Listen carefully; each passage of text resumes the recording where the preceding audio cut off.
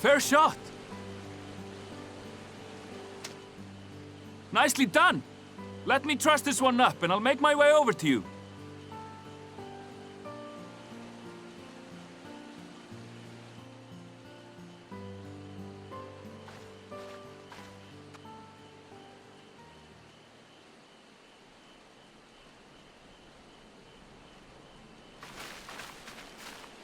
There you are.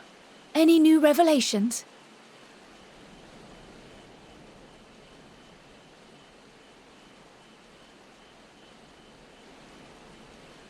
So you met with that gleaner again, this time to capture a hornbill. I understand catching and bringing in creatures from the outside, but what's the point of chasing after ones already here? Oh, it's a simple thing, really. Occasionally, we remove specimens no longer needed for study, or those we've had difficulty raising. But we can't simply turn them loose. Safely returning such creatures to their native habitats is another facet of a gleaner's duties. But not in this case, I'm afraid. I've been asked to bring the bird below.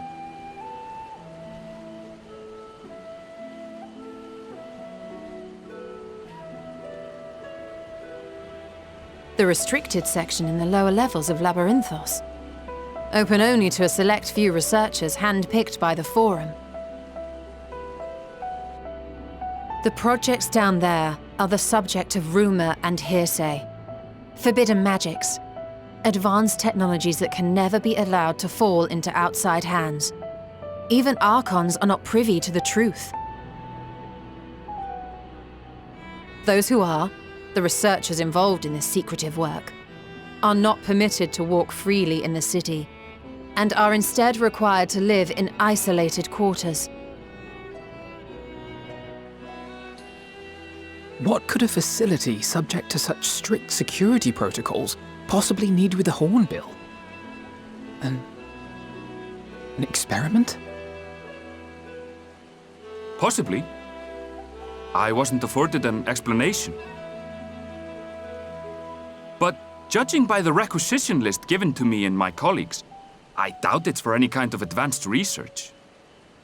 I'd be more inclined to believe we were making preparations to migrate to the south.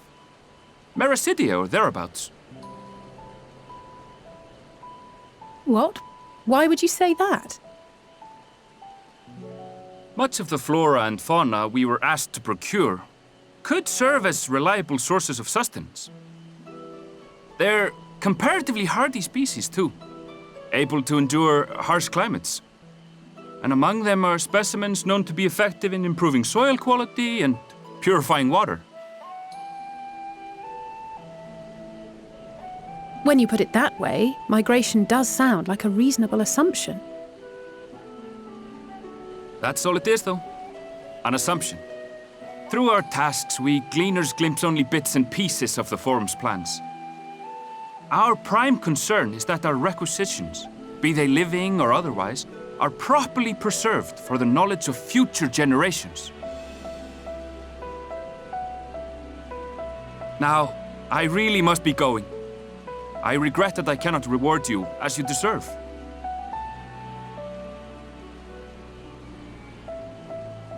Perhaps you might reward us after a fashion then. It is imperative that we reach the lower levels.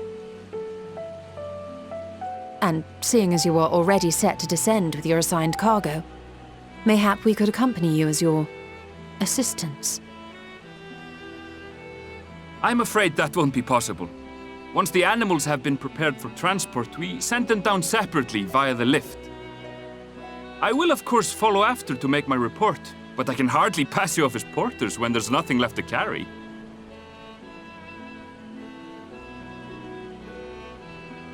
Indeed. Pray forget I said anything.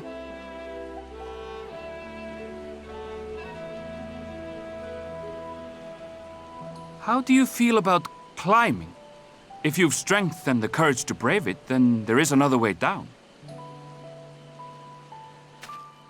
This path leads to the 33rd facet, a mine shaft excavated during one of our expansions of Labyrinthos. While I cannot guarantee that the passage is safe to traverse, it should provide access to the medial circuit below. I never even knew such a place existed. Thank you. This is the perfect solution.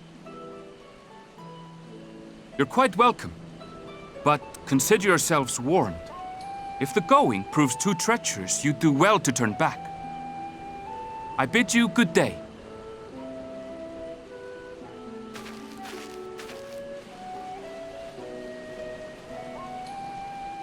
Well, turning back is hardly an option, not when we've come this far. Let's go and take a look at this mine shaft.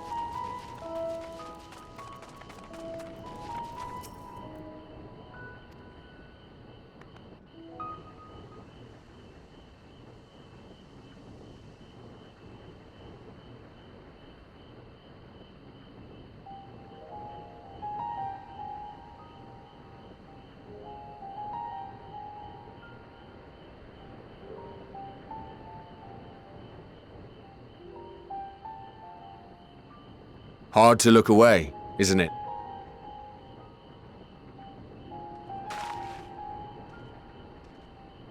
But they're more than pretty flowers. Heart blooms are attuned to ambient emotion.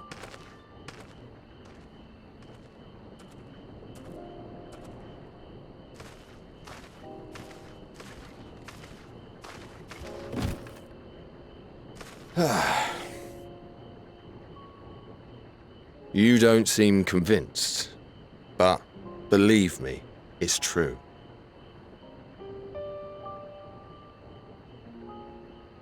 This ashen grey, for instance, it mirrors the anxiety and urgency of those working nearby as they rush to fulfill sudden orders. Intense feelings like those spur the petals to change colour.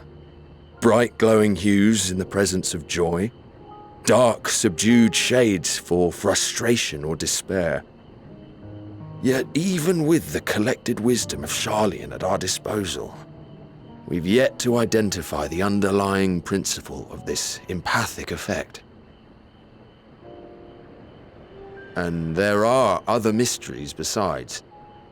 Although the flower is extraordinarily long-lived, its low reproductive rate has made it difficult to find younger populations growing in the wild. With too few sightings to map its distribution, and no closely related species to track, we've been unable to pinpoint its land of origin. To further complicate matters, every culture, even dimly aware of its existence, has given it a different name and mythos. Our attempts to study it via the historical record have been an exercise in frustration. As an avid botanist myself, I should one day like to unravel the Heartbloom's secrets. But I'm afraid other duties must take precedence. I will leave you to your thoughts.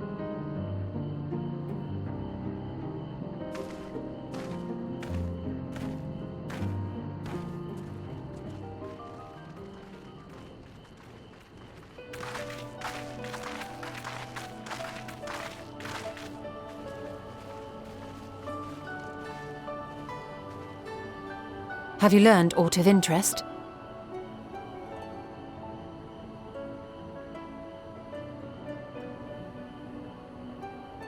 A flower that reacts to one's feelings?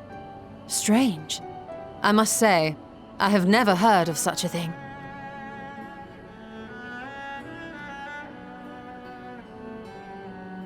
This is all very fascinating. But as it stands, we've failed to gain any significant insight into the Forum's undertaking. Indeed.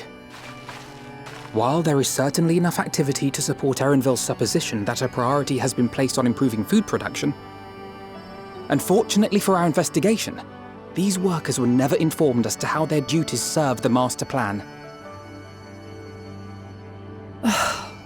If only we could interrogate the Forum members directly.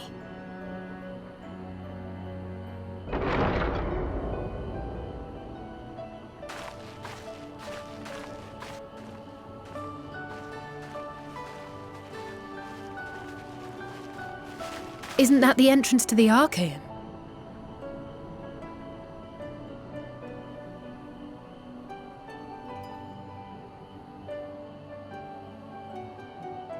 Look, there. I think that's Erenville. A little difficult to tell from here, but I think you're right. He did say he was coming down to make his report. Erenville receives his orders from the Forum. Would it not follow, then, that the superior to whom he reports is a Forum member, or at least a close associate? You mean to eavesdrop on their conversation? What of the risks? Ours alone to bear. We won't interfere with Erenville's work, nor will he be implicated as an accomplice. If you're not comfortable taking part, I can do this alone. Nay. I said myself that I wished to know Father's intentions. And no answers will be forthcoming should we simply ask nicely. We can apologise later, should it come to it. Right now, we need every crumb of information we can get our hands on. Consequences be damned.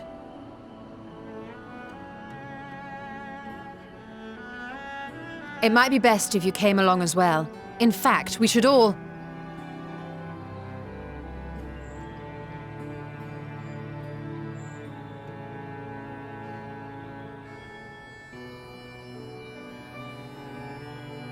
Cryer?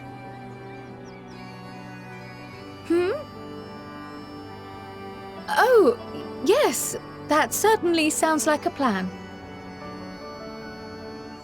I'm glad you agree.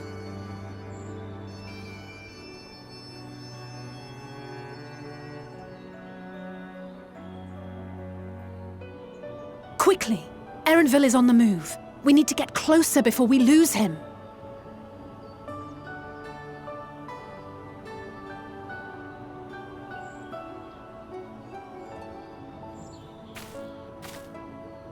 Almost. I can almost reach you.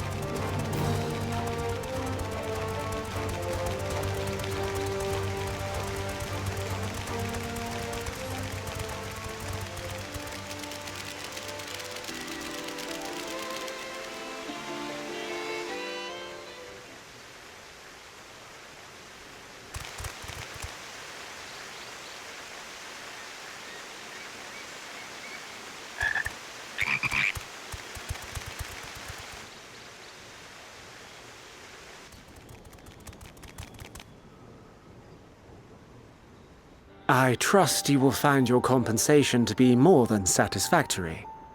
We wish to make clear that we are pleased with the efficiency and thoroughness of your work.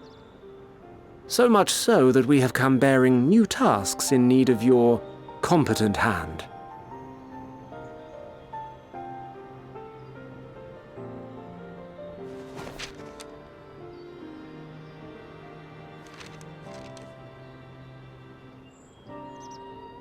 Another lengthy list.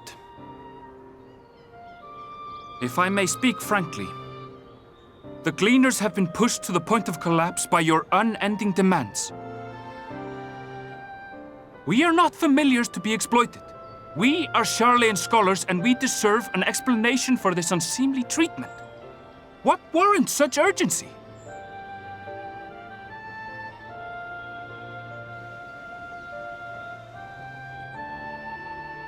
In an age long past, Sharlayan was charged with a momentous duty. And now that word of the final days hangs heavy in the air, the time has come for us to fulfill that charge. I can say no more, but I promise you this. All will be revealed in due course. And when it has, you will understand that your toil was in service to the greatest good.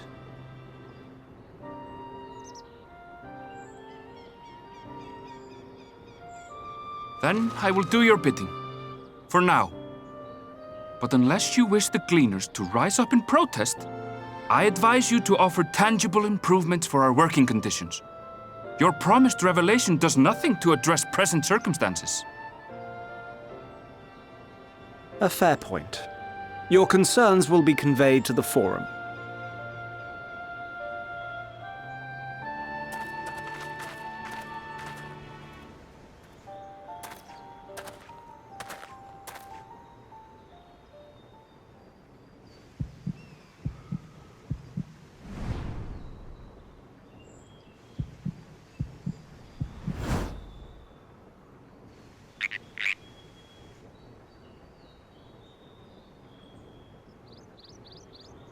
I hope that was informative. You may consider my debt to you repaid in full. While I do have my reservations about the Forum, I want to believe that they have our best interests at heart. Which is why I'm reassured that you're busy sniffing out the truth of things. We can ill afford to place all our eggs in one basket, this master plan of theirs, without first understanding the risks involved.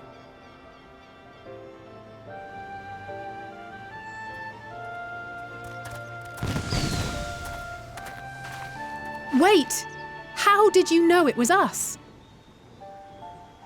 If you mean to impersonate a toad, try studying the real thing.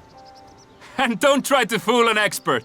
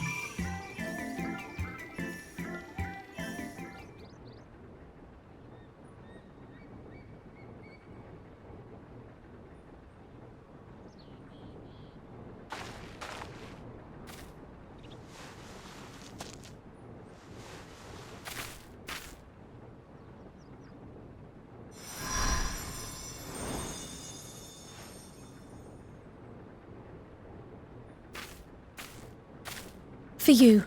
The spell will keep it from wilting. She said you would need it for the journey ahead.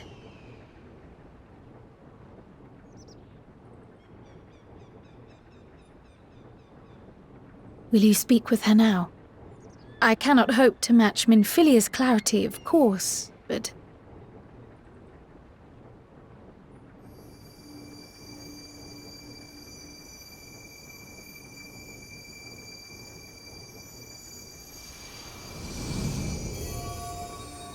Thank you.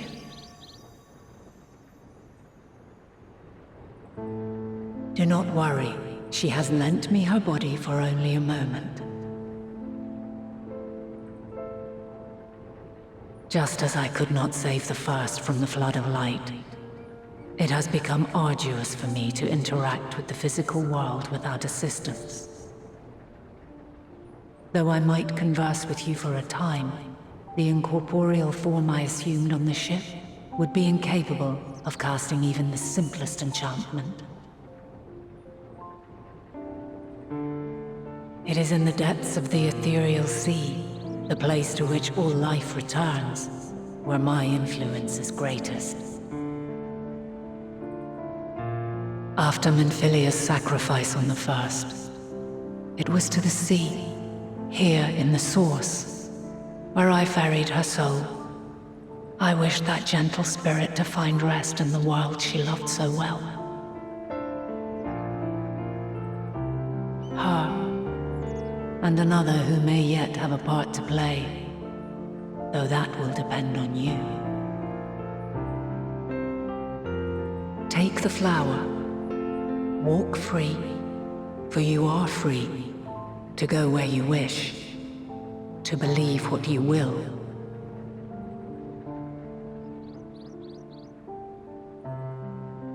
That bloom will be your guide, test and proof of your conviction.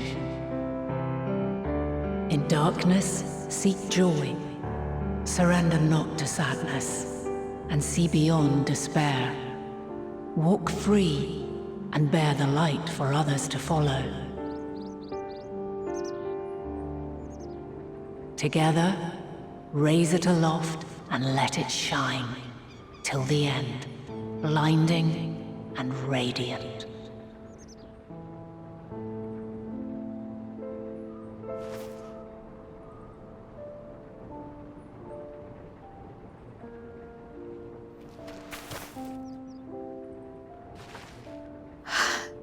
That was all too brief. Already she seems so far away.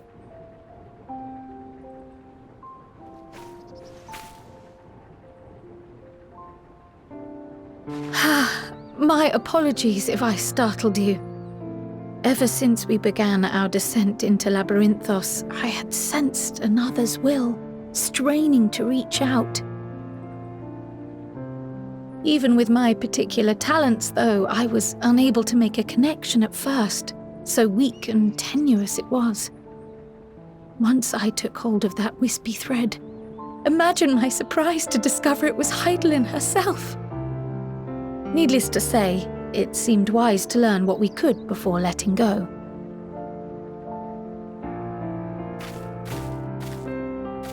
Her answers were more cryptic than I would have liked, but at least she left us with a guide of sorts, that unusual flower.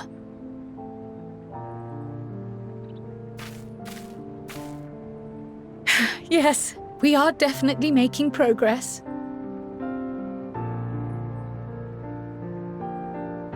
You can't be serious! We've done nothing wrong!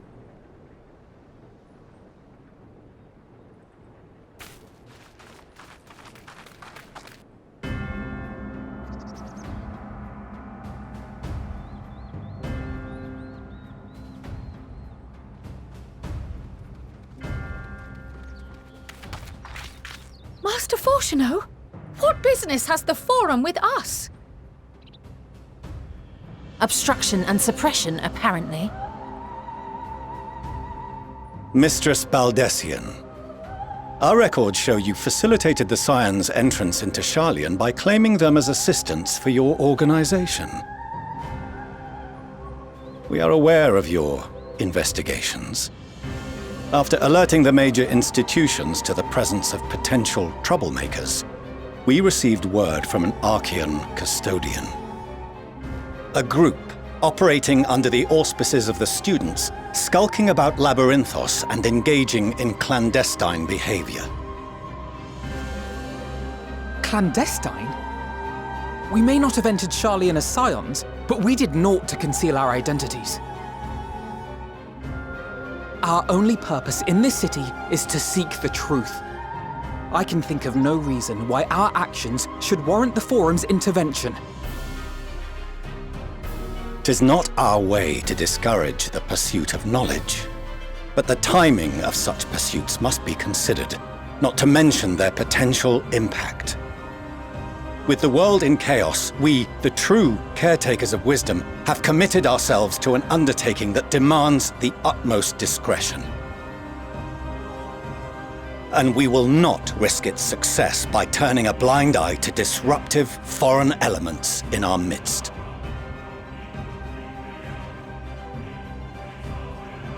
What then is to be our fate? Will you put us on a ship back to Eorzea? The Forum will convene to examine your case. The results of said inquiry will determine your future in this city. As for your absent companion, he has already been detained. Graha! But why? Is reading a crime now, too? Reading is encouraged, celebrated even. Not, however, of the volumes shelved in the restricted section of the library.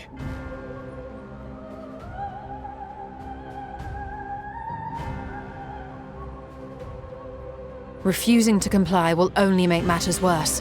Let us instead treat this as an opportunity to open a dialogue with the Forum.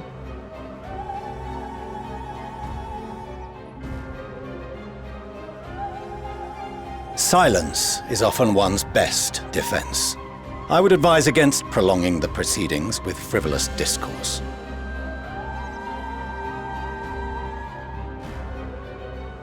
But enough. This is not the place for debate. The rostra await.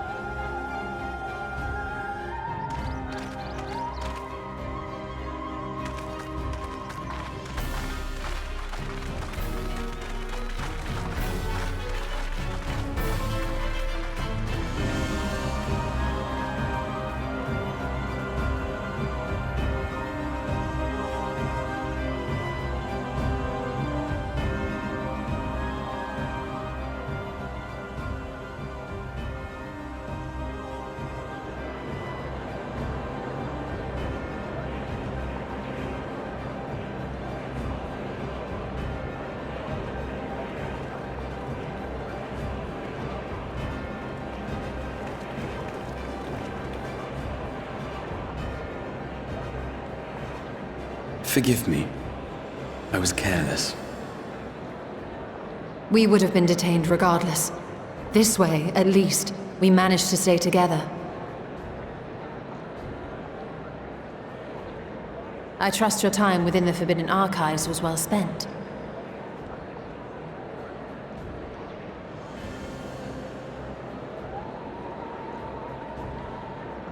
The Forum will come to order! This inquiry is now in session. As Speaker-elect, I will be presiding over the day's proceedings. Master Fortuner, would you be so kind as to restate the matter which compelled you to summon your colleagues with such urgency?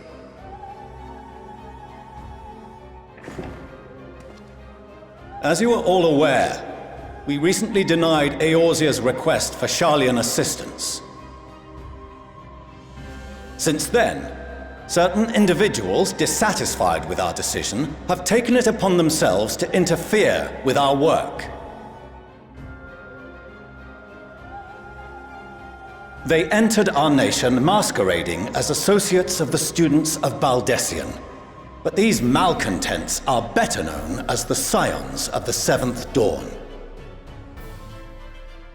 These militants wield influence with both the Eorzean and Eastern alliances. and are inextricably involved with the crises presently afflicting the world at large. Loose in our city, these warmongers sought to meddle with and expose matters of state secret. What are they, if not a dire threat to be expelled?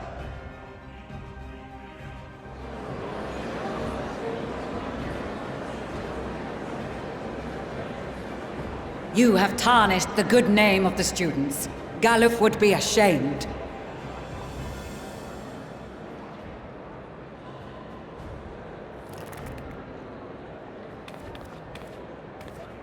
Galuf Baldessian was never one to forsake his fellow man.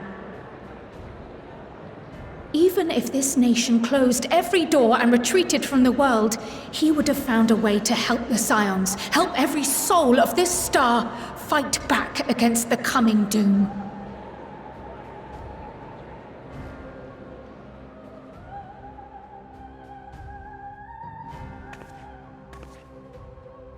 A terrible enemy stands poised to lay waste to all we hold dear. In the face of such madness, Eorzea reached out to Sharlayan, a respected ally, in the hopes of forming a united front. Was your curt dismissal truly the best you could offer? Or are you so preoccupied with your momentous duty of an age long past that even the end of the world is unworthy of your attention?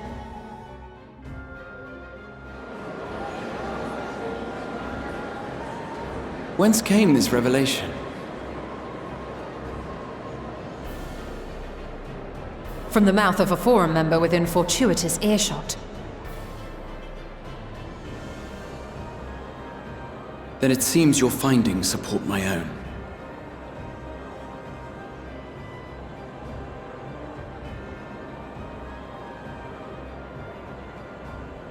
The reason I visited the restricted shelves was to study records of the Forum's policy-making process, to better understand the historical trends underlying their most major decisions.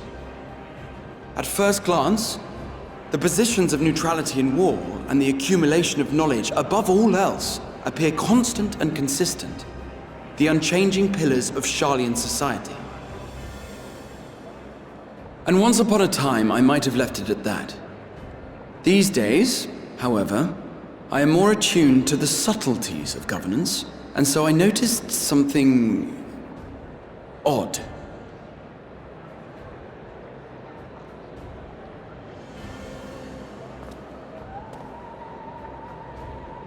From a particular point in time, the purpose of these policies shifted. No longer was knowledge preserved for the benefit of society. Rather, society was to be gradually reshaped to ensure the preservation of knowledge.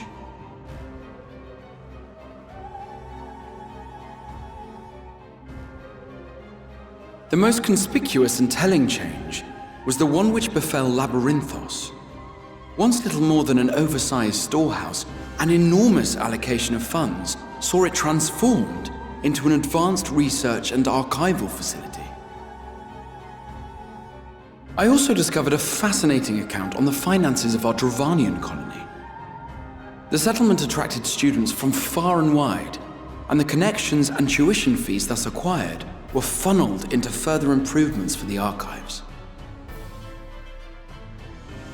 Now, there is no question that our nation's progress is tied to the acquisition of wisdom. Nevertheless, the vast resources diverted for this purpose borders on the obscene. But returning to the matter of when, our change in course appears to have been made some 270 years ago. The very same period when Sharlayan scholars in the hinterlands began a formal study of the ethereal sea.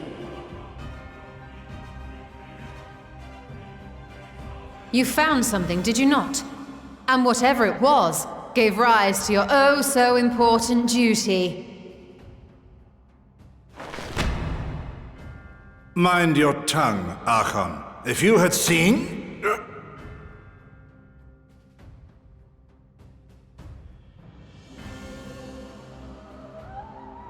Yes, we are bound by a duty we cannot ignore.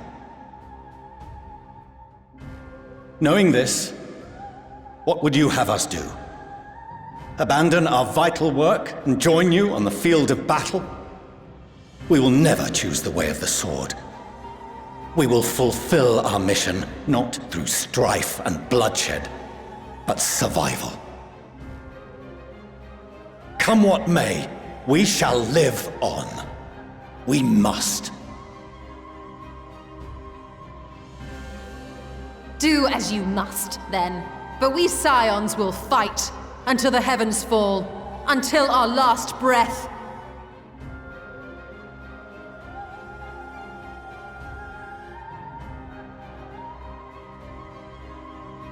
Such misguided zeal.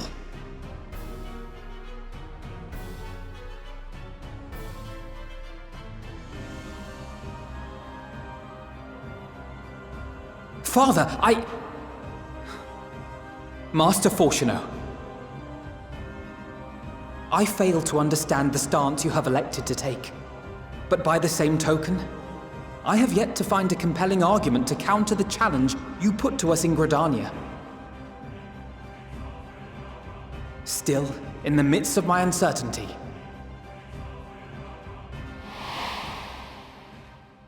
I must trust in myself to do what is right, as others have chosen to trust in me.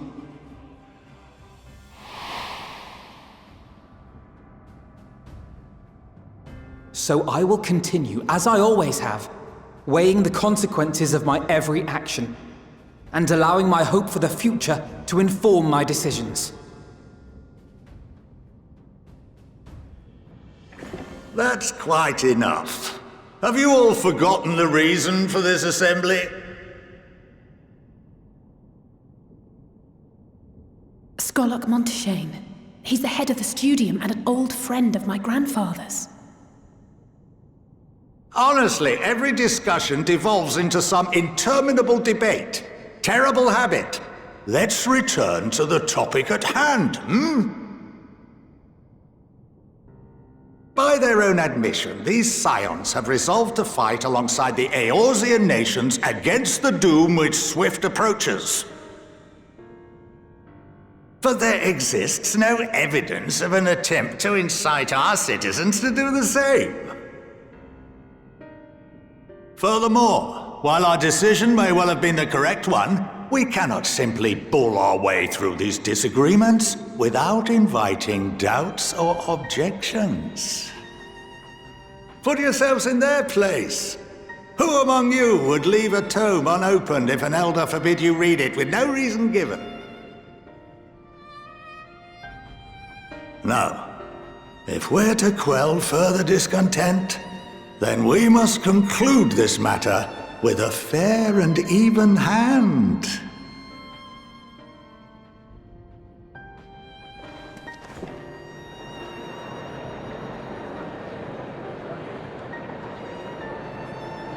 Order! We will have order! Master Monteshane raises some valid points.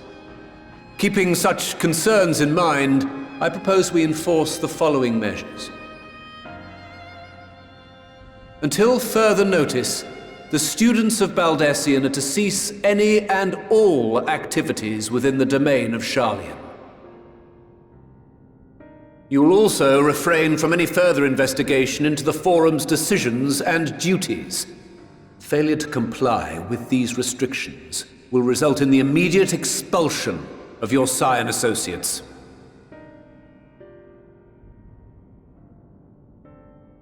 Let us put this judgment to a vote. All in favor, raise your hand.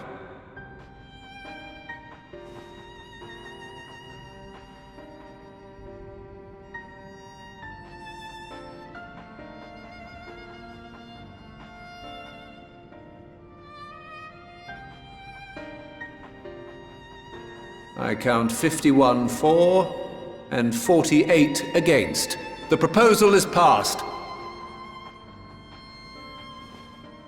Students, Scions, you have heard the Forum's judgment.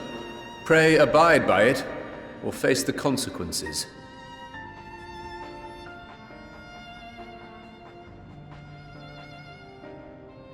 Honored members, I thank you for your time. This inquiry is concluded.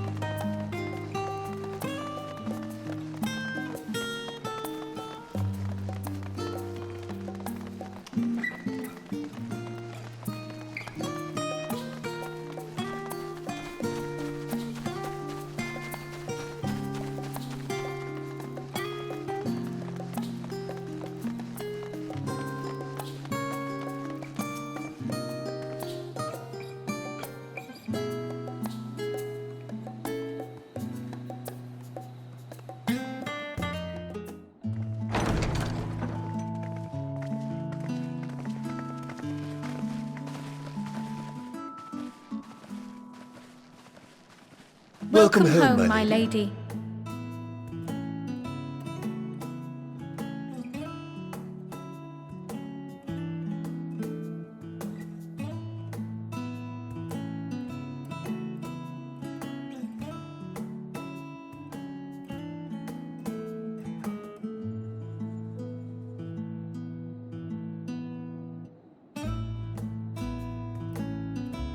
What? What are you gawping at?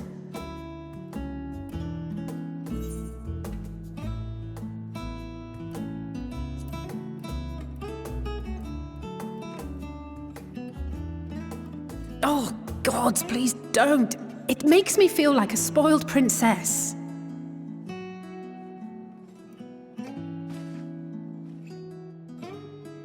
Lord Fourcheneau is not to hear of this visit. And I should also like the children to have their gifts, ere my husband makes his return. As you wish, my lady.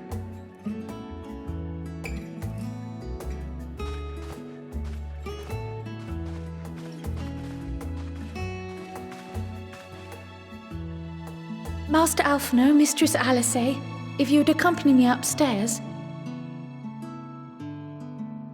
We shan't be long.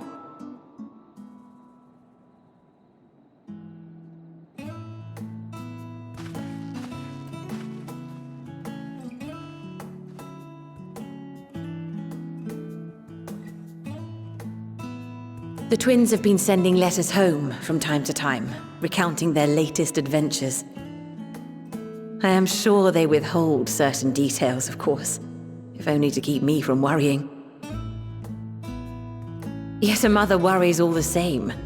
In the early days especially, I tried to support them as best I could, sending the Scion's coin and other such donations.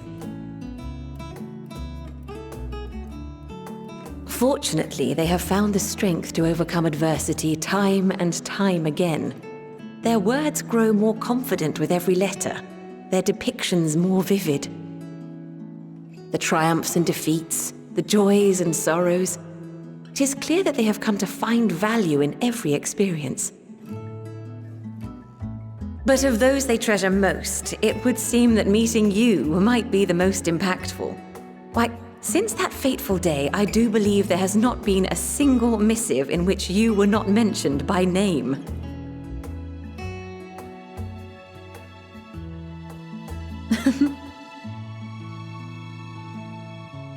It is plain they care for you, and I am glad they have such a steadfast companion watching over them.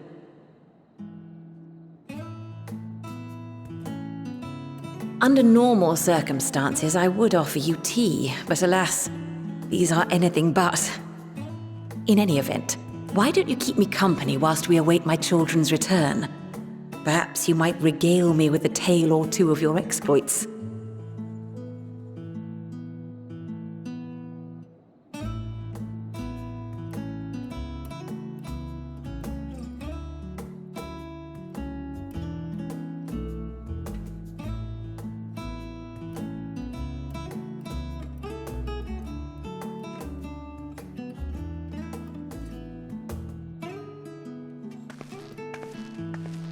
When you mentioned gifts, I wasn't sure what to expect. Mother, Oh, look how well it fits you. And the style is to your liking?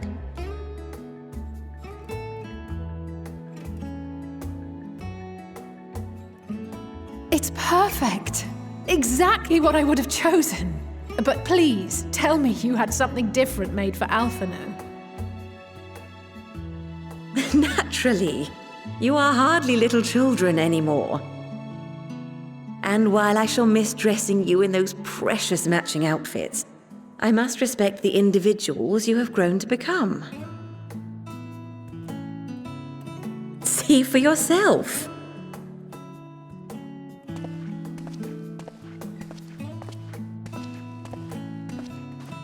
Thank you for the splendid clothes, Mother.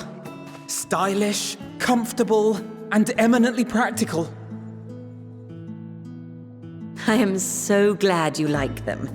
They are, however, missing one final touch.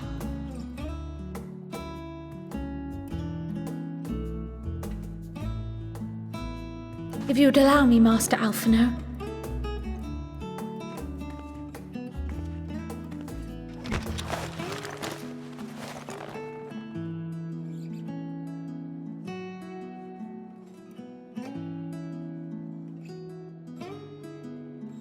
Wait. Are these... A sage's tools of the trade. They belonged to your father.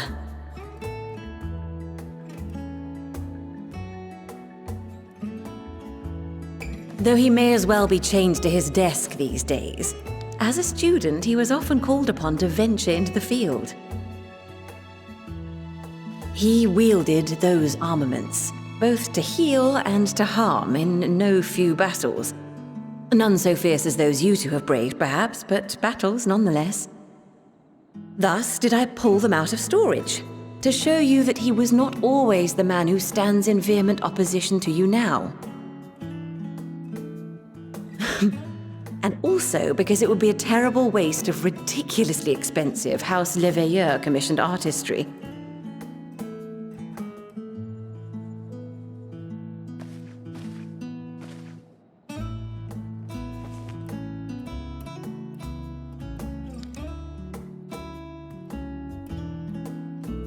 I am told these devices are quite difficult to master, but someone of your extensive experience should soon have them darting about with grace and aplomb.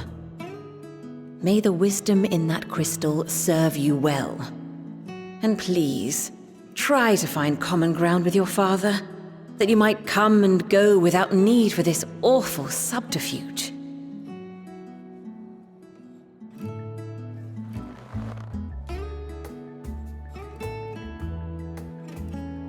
We will, Mother. I promise. My final gifts to you, before you run off, are an observation and a suggestion.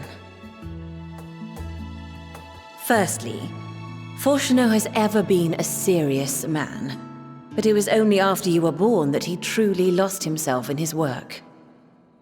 I may not know the Forum's inner workings, but I know your father's. The timing of that change in him holds some significance. Secondly, do not seek to best your father with words. Far better that you simply show him. Let him discover the merit of your actions, after they cannot be undone.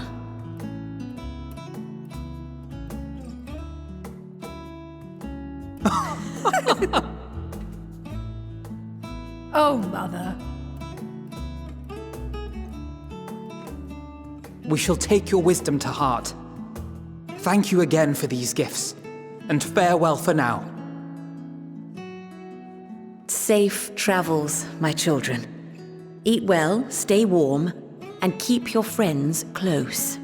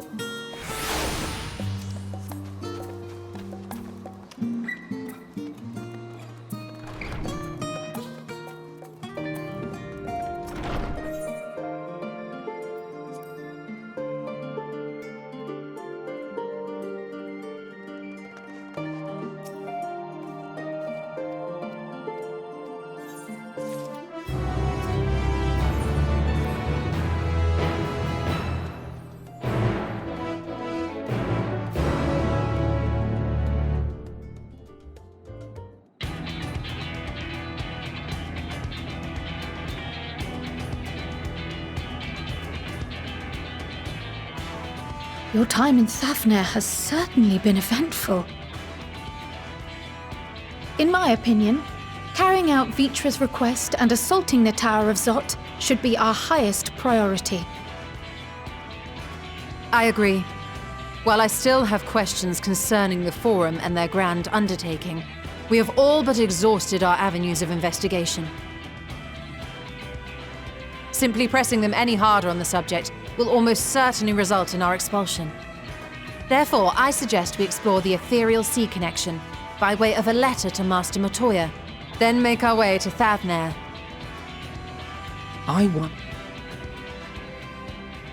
According to Orenvold and Fodola's report, they were unable to free the Emolja. Worse, their attempts triggered the tower's defenses, which led to a summoning of Luna Ifrit. What does it tell us that the Spires even have such defenses? Simply pulling a prisoner from the wall is fatal, thus the direct approach is doomed to failure from the outset. Any further measures to dissuade such actions seem unnecessary. Unless, of course, there is a way to free the prisoners without killing them. Then it stands to reason that any intruders will be met with overwhelming force. The towers appeared throughout the world in but the twinkling of an eye. 'Twas by magical means these structures were raised, I surmise. A spire thus conjured must needs be maintained, and I suspect an arcane catalyst, some manner of core, doth lie hidden within. Destroy the core, and the tower ceaseth to be, thus liberating the captives without harm. So we can hope. And I would prefer to enter the tower with a working theory than with no plan at all. Assuming Ishtola's reasoning is correct, the chances of the defenses remaining dormant are small to none. Any primals will have to be dealt with, and defeating one will likely only lead to the summoning of another. Our every victory will only compound the prisoner's suffering. May we not then divide our forces? Those proficient in healing will focus on sustaining the captives. That duty can be covered by Urianger, Kryl, Yostola, and myself. The remaining scions will proceed with the search for the core. Admittedly, this strategy puts both parties at greater risk, but it should bolster our chances of saving the Arcosodora by a considerable margin.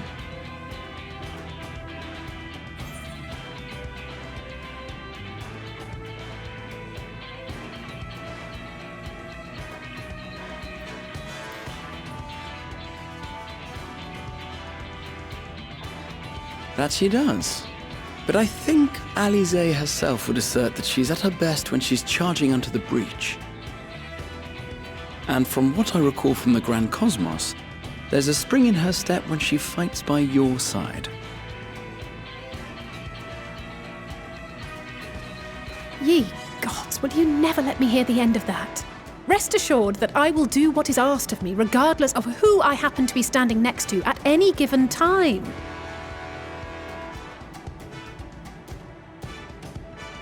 It seems we have a plan. All that remains is to carry it out. I will inform Rads at Han of our movements, so let us make our preparations and regroup near the tower. The military post in what's left of the Hamsa hatchery should serve as a convenient staging point. That sounds perfect. And remember, the experimental aetherite at the confluence is there for those who need it, so there's no excuse for being late.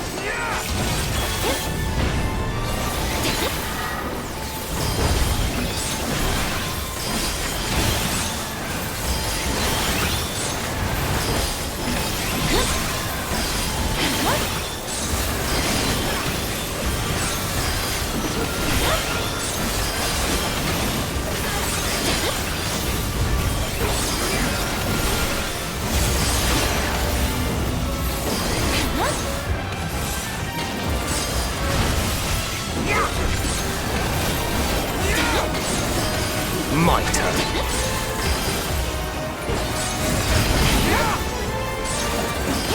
You underestimate me!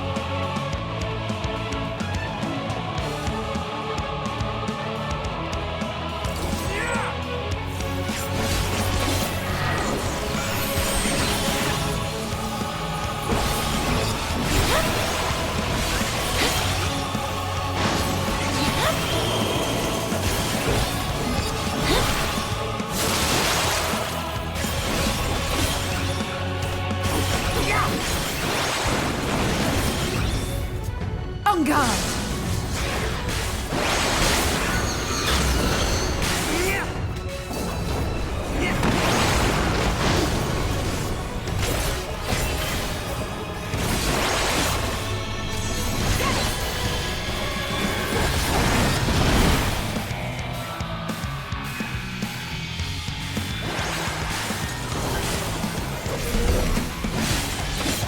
You cannot stop us!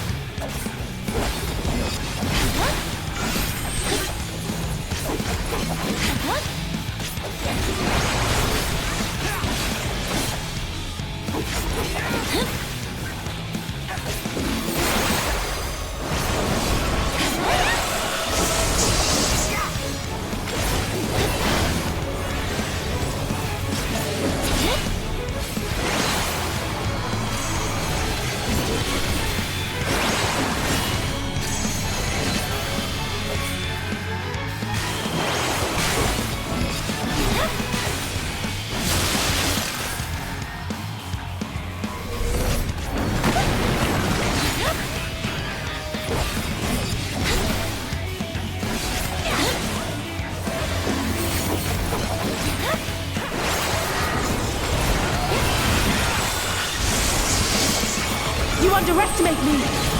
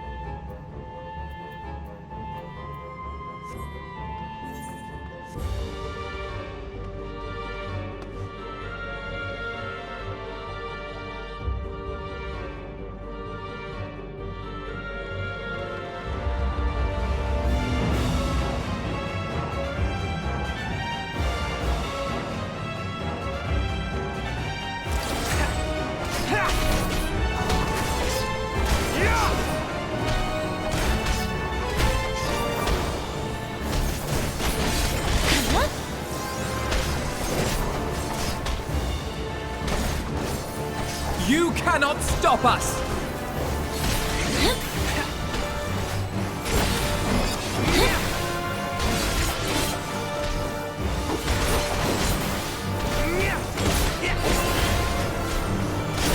I have you now.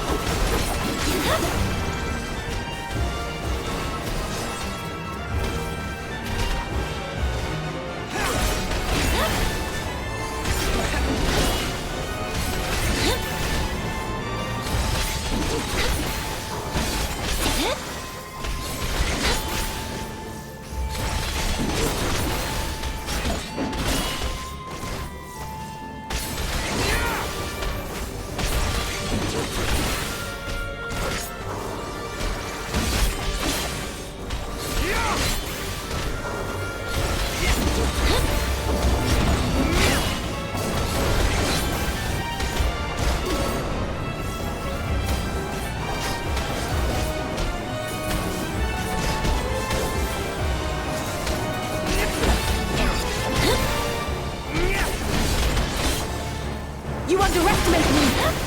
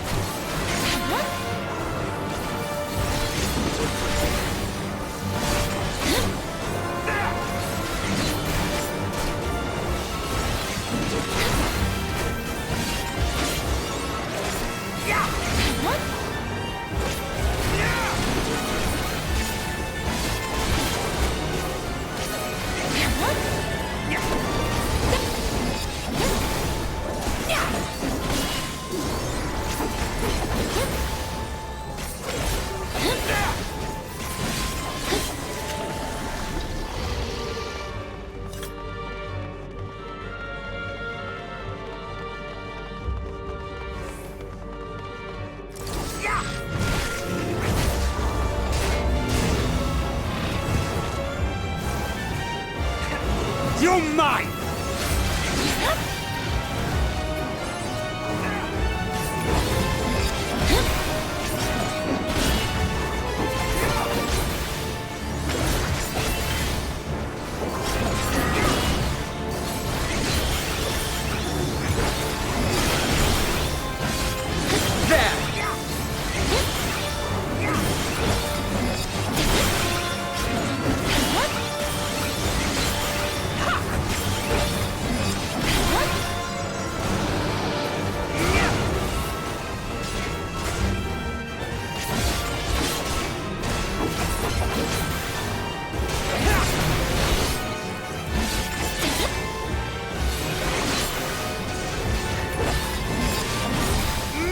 You're mine!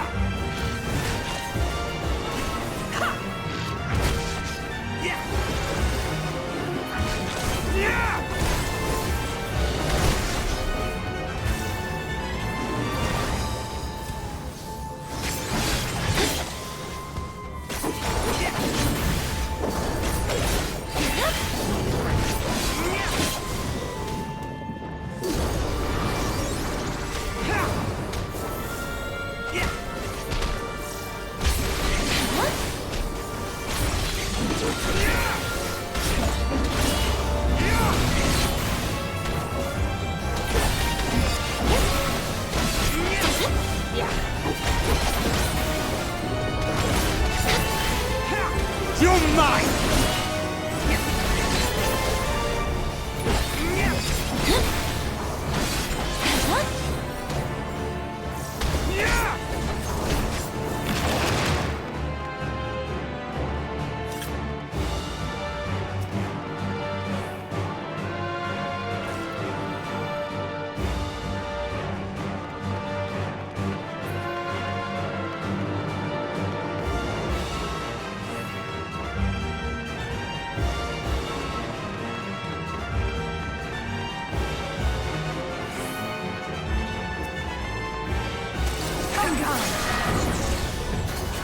There!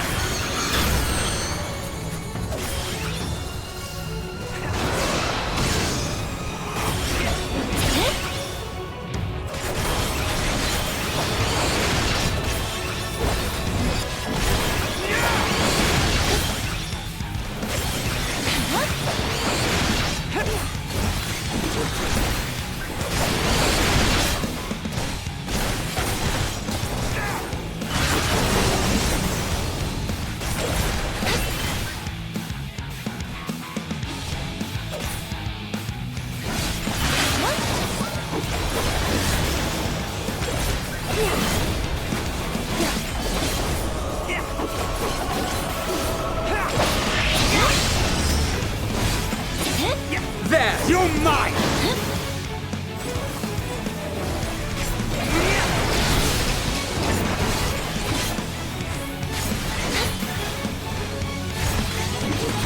There!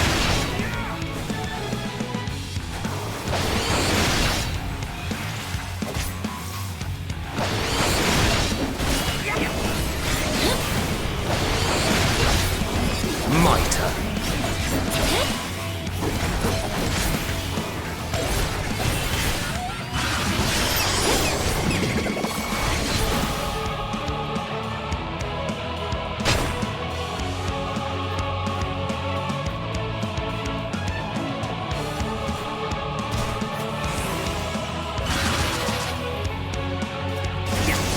Let's give them a show!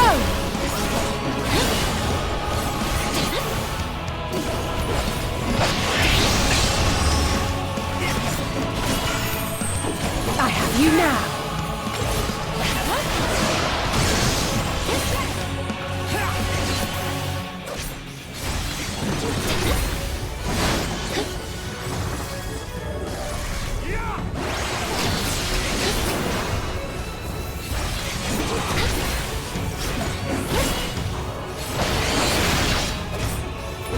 You're mine!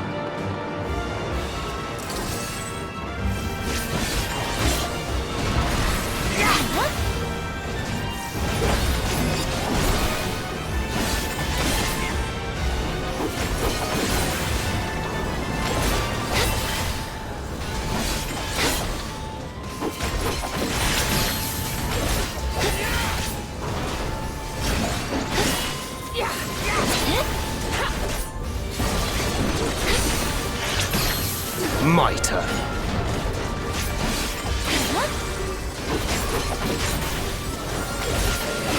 There!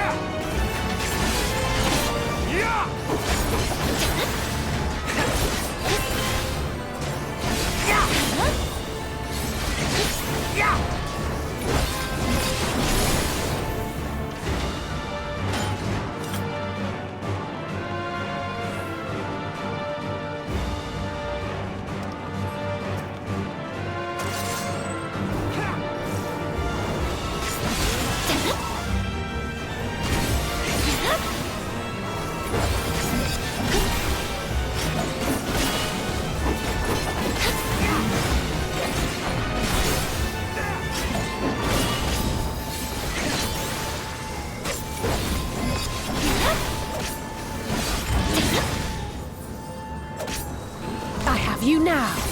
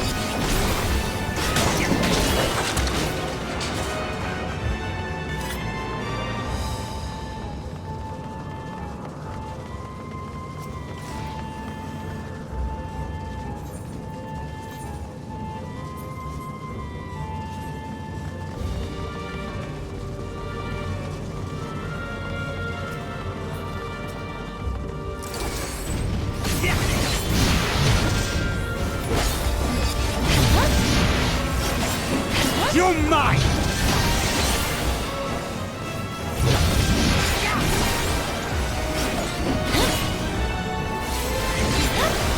There! You cannot stop us!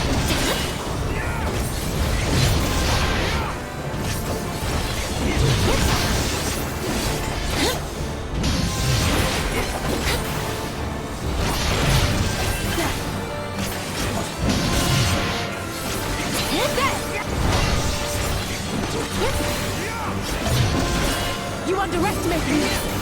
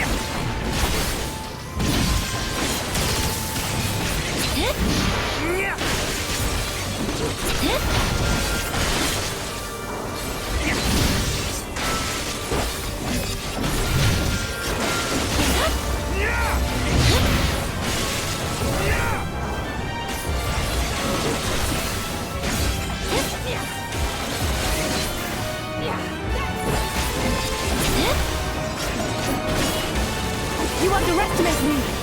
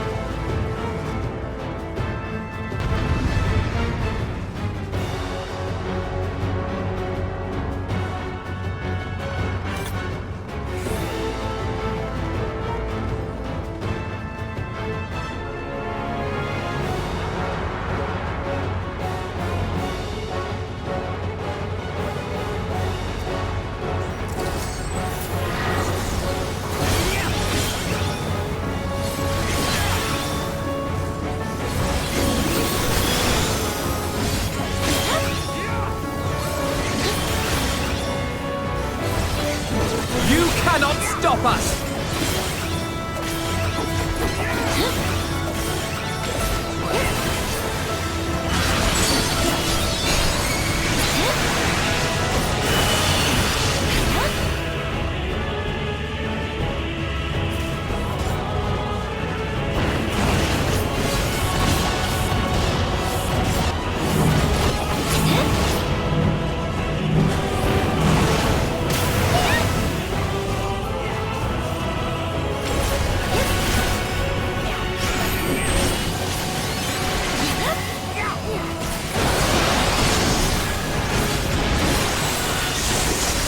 You underestimate me!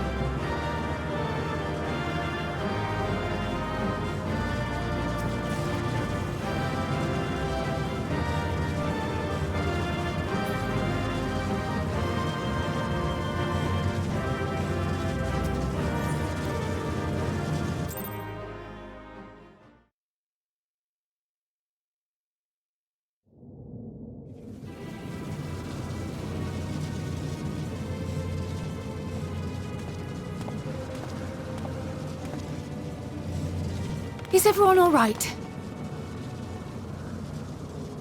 We fortified the captives with what magics we could.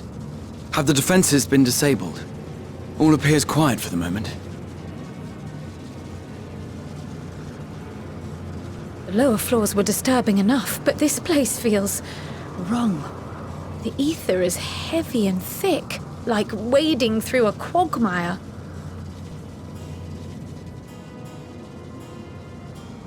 I believe we stand in the tower's beating heart. What sayest thou, Ishtola? I see it. Ether siphoned from the land runs up through the spire, flowing to a single point. This is the core we seek.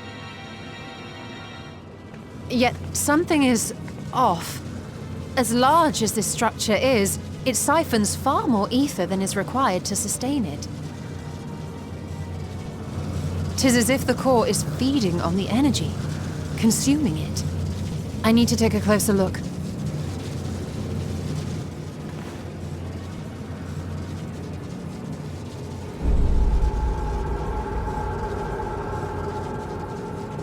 Curious.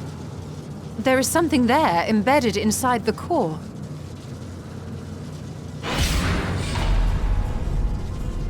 A man's limb. This is what we came to destroy? Yes, if you would be so kind.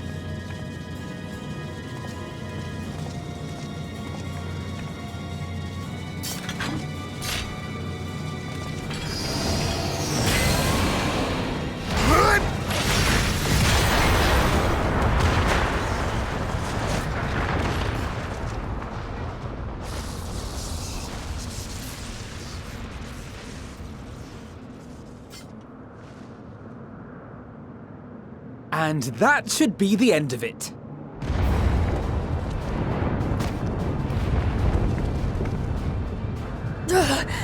What now? My theory that the tower might come crashing down following the core's destruction doth appear to be correct. Bully for you! And how are we supposed to survive the fall?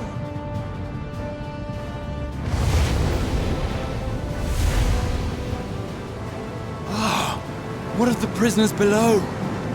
The floor beneath our very feet dissolves. Brace yourselves! I pray I'm not too late.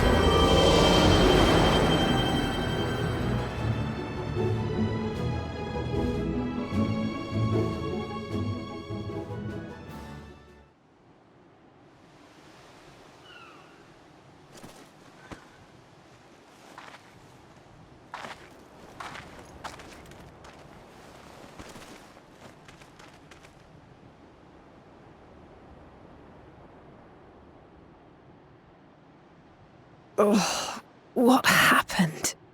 Where are we?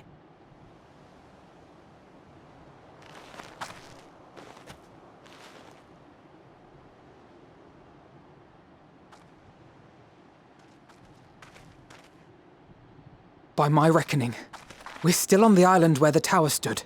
But 'tis as if it never existed. Hardly a scratch. But how?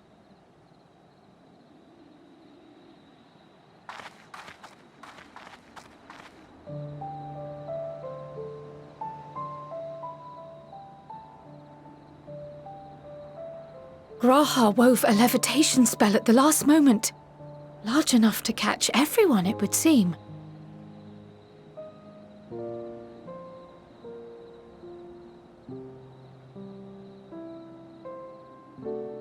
That explains the lack of obvious injuries.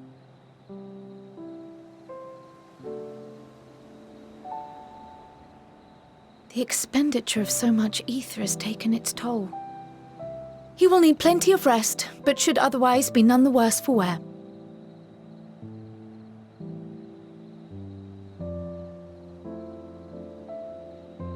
Then the immediate problem is what to do with our new friends here. They'll be much changed for their time in the tower. Even if their bodies are intact, I doubt we could say the same for their minds.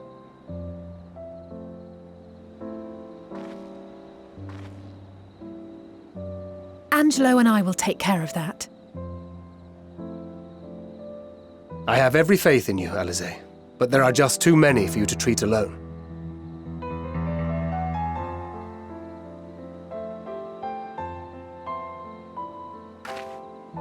We'll send at once to Eorzea for more Porxies, and call on the local mages to lend a hand. Hail, Scions!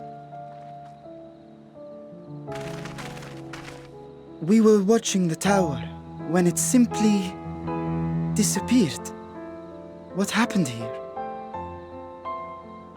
The threat is banished, and thy people delivered.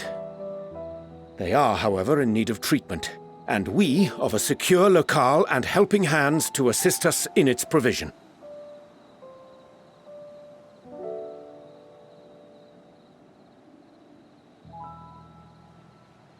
You shall have all this and more.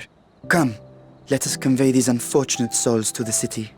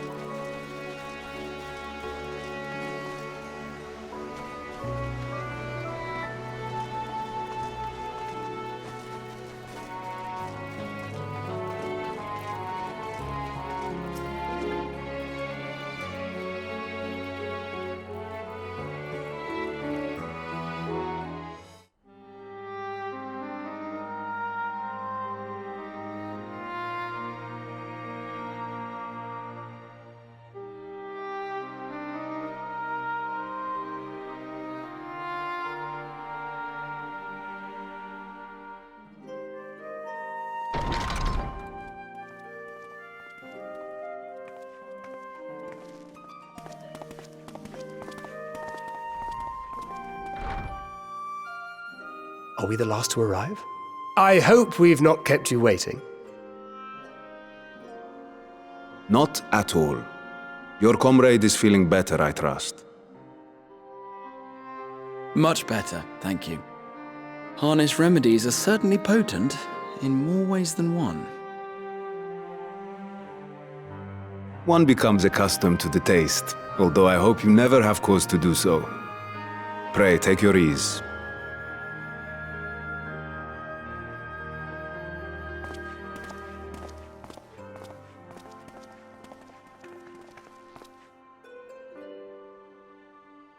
Full glad I am to see you all unharmed.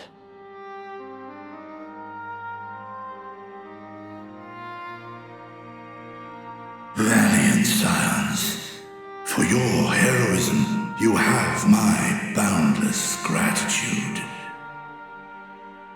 You cast down that dire tower and set free its hapless captives. You cleanse their souls of its corrupting influence. No words of thanks will suffice. In place of platitudes, I offer a bounty of warding scales. Pray accept your due reward, along with the goodwill of Radzat-Han. Alchemists throughout the land were put to work in the forging of your talismans. The finished ones have been collected, and now await you at the High Crucible of Alchemia. Present this letter when you are ready to take them into your possession.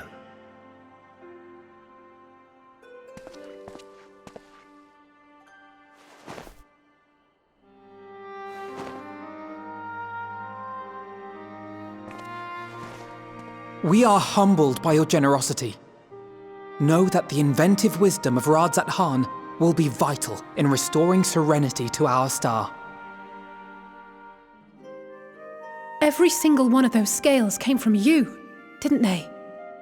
You must still be in such pain.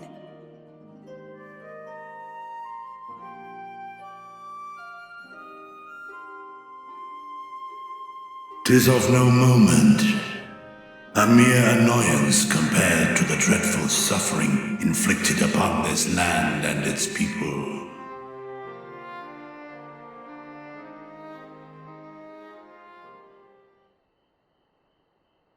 Albeit brief, my involvement in the Dragonsong War afforded me a glimpse of the myriad sorrows which consumed both dragon and man.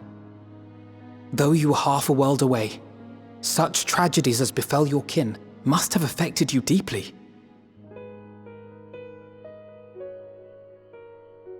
And yet, you chose to live among men.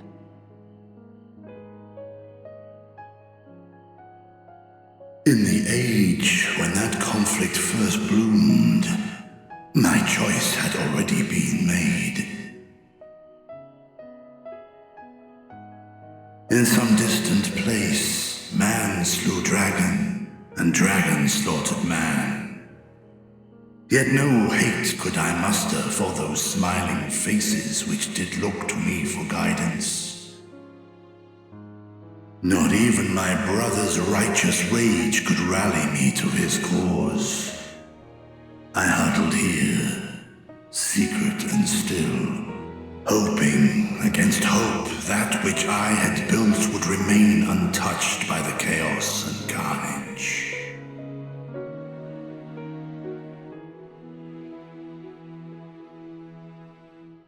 Twould seem we share the same desire for peace, great Vritra.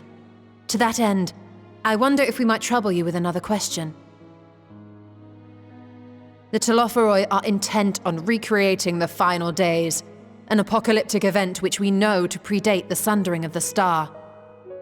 As the longest lived among us, know you aught of this terrible cataclysm?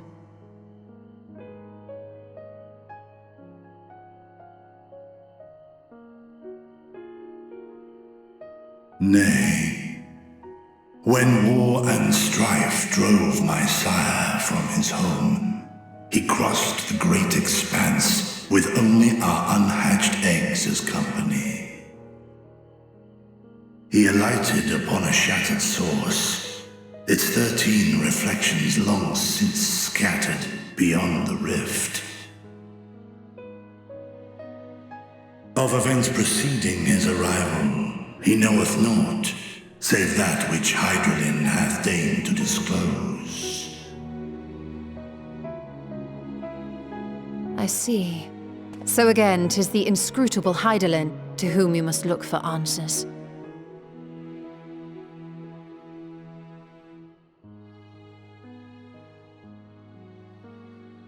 Seek you to divine the will of this star?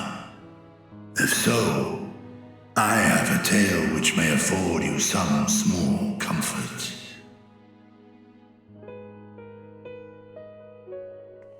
'Tis a story from my youth, many, many years ago. To my sire, I once posed the question, of all the stars in the sky, why didst thou settle upon this one? To which Midgardsummer did reply, 'twas the last bastion of hope. He believed so long as Hydralin endured, so too might dragonkind. Solemn and portentous were his words. What deeper meaning they held, I could not, dared not pursue. 'Tis a stone I've left unturned ever since. Yet take you solace in the knowledge that whatsoever Hydralin does strive towards, 'tis an ideal which hath earned my sire's conviction.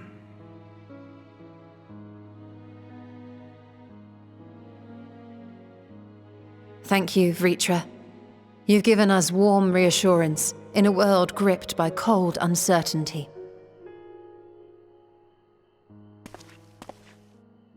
While I'm sure we all have a great many questions, I think it's time we collect the talismans and be on our way. Our fight against the Telophoroi is far from finished.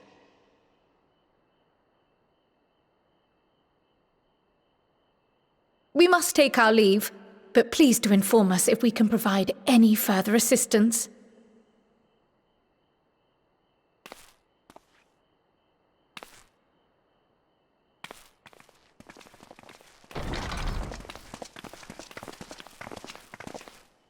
Prithee, a moment.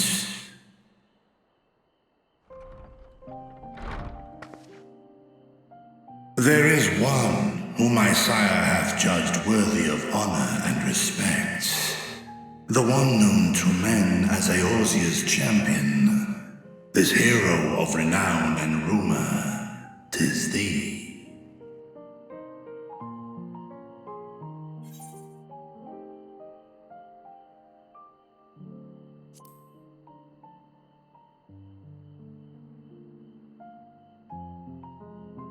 I knew it to be so. From man and dragon alike have I learned of thine exploits. 'Twas a revelation most pleasing that thou, a child of man, had gained Midgardsummer's trust. But alongside mine elation runneth a rivulet of dread. For upon thy life's reel wind too many threads of fate, power, wheel enmeshed with woe. Amidst this tangled knot thou shalt know no rest. 'Tis an endless confluence of forces, a struggle without surcease. More terrible still is the attrition wrought upon thy companions, as they are swept up in the storm of thine existence.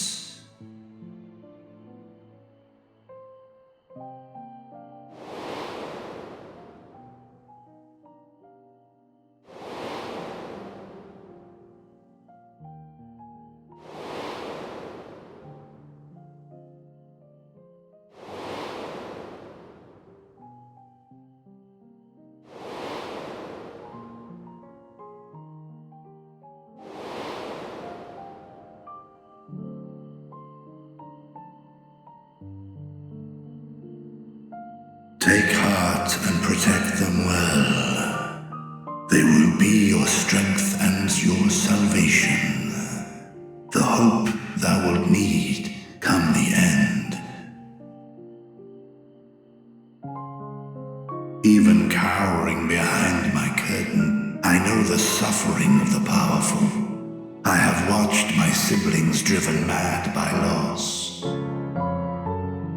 Thus do I exhort thee to spare no effort to keep thy loved ones safe.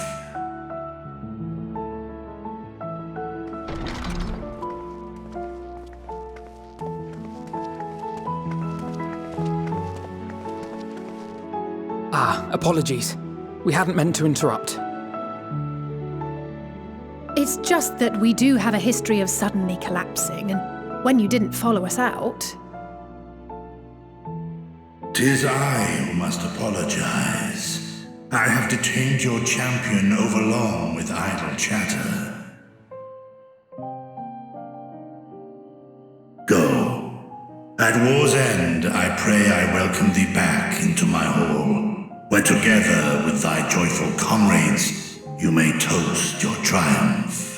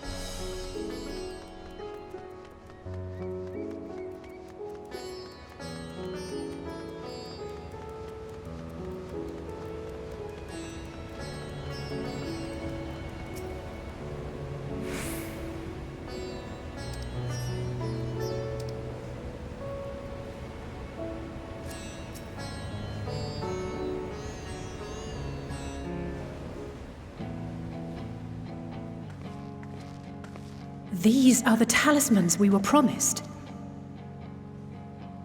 Yes, and I made a quick count. There are far more than we could have hoped for. Enough to outfit an entire company of soldiers, in fact. Considering the involved process, that they were able to manufacture so many in such a short span of time is nothing short of a miracle. Once we have distributed them to our allies in Eorzea and the Far East, we'll have a fighting chance to bring down the other spires, just as we did with the Tower of Zot. Or we could use them to invade Garlemald proper, and strike directly at the Telophoroid's base of operations.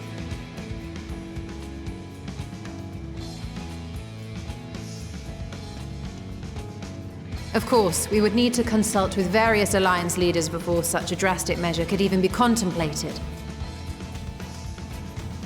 To which end, I could set out forthwith and present the idea to each of our allies in person.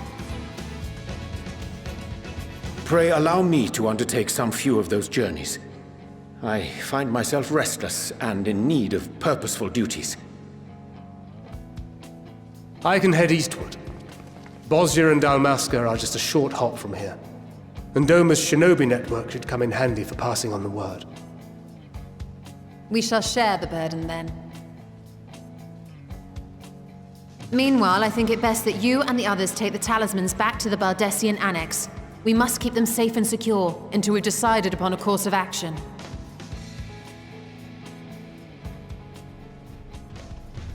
Please, I must speak with you.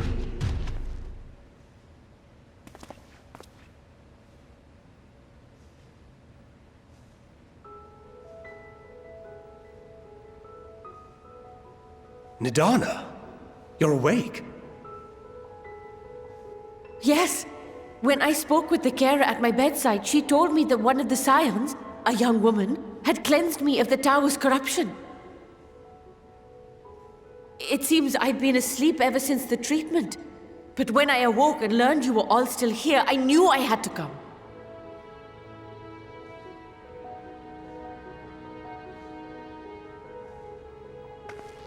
As you said, Nidana was captured only recently.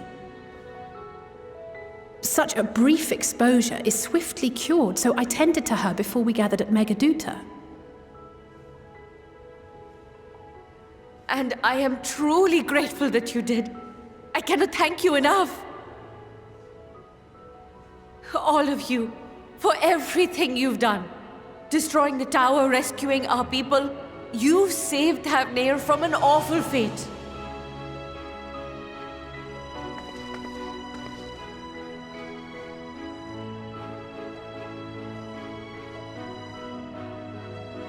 Yet who hath truly saved whom?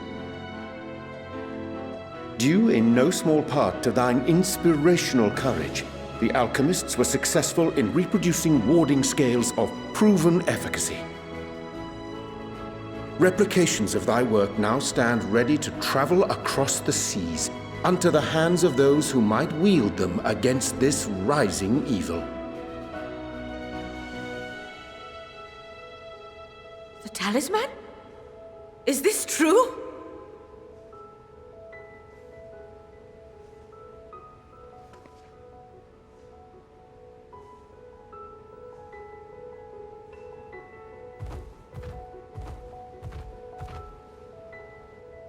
Oh, I was so groggy from sleep.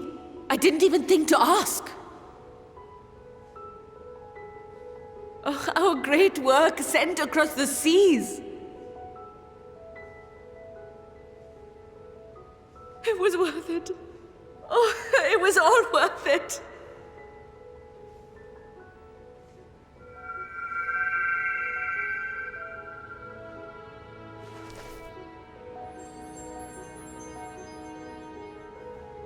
Look at that. Its color is completely changed.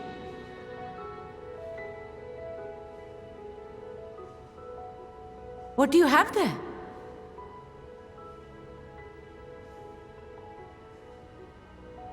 How unusual. I wonder if the effect is a reaction to Akasha. I'm afraid I'm not familiar with that term. Akasha? It is one of the unseen energies defined by Harnish alchemical theory. Though a gross oversimplification, some describe it as an essence influenced by feelings. You imply that it is distinct from ether? Foreign scholars often conflate the two, but we see them as separate concepts. Ether is an energy which permeates the land. It exists within animals, objects, even the air we breathe, affecting all through which it flows. Akasha, on the other hand, exists in a domain beyond our reach, a gift bestowed from on high or torn from the heavens in some traditions. Akasha can neither be created nor destroyed. It is beyond our power to purposefully alter or manipulate. The only thing observed to influence it is an abundance of, I want to say, spiritual emotion. As a veteran of the battlefield, surely you've experienced moments of desperation or exaltation when you've transcended the usual limits of your capabilities. That is a manifestation of Akasha, the invisible essence harnessed by heart, mind, and unyielding spirit. I really must hear more about this theory. Our disciplines are based entirely upon the idea that ether is the fundamental form of all energy. I'm glad my haphazard explanation has piqued your interest. But even for us, Akasha is a somewhat abstract field of study. A lack of practical application lends itself poorly to formalized research. Which is why my analysis of your flower can amount to little more than idle speculation. I am sorry. Nonsense! You have nothing to be sorry for. Your insight is much appreciated.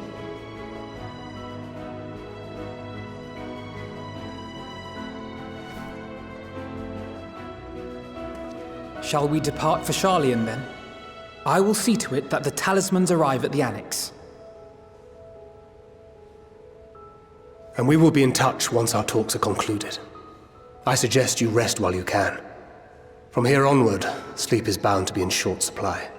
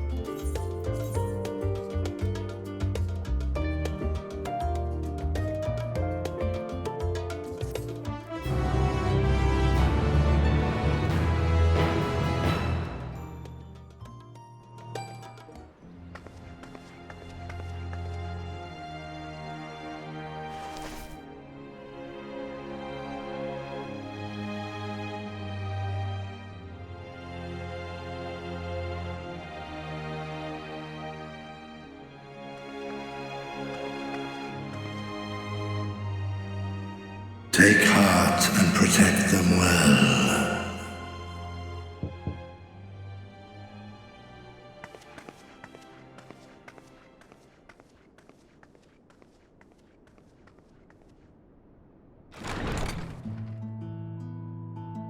Good, you're here. You haven't eaten yet, have you? We've bought quite a spread if you're interested. Only the finest dining from the last stand.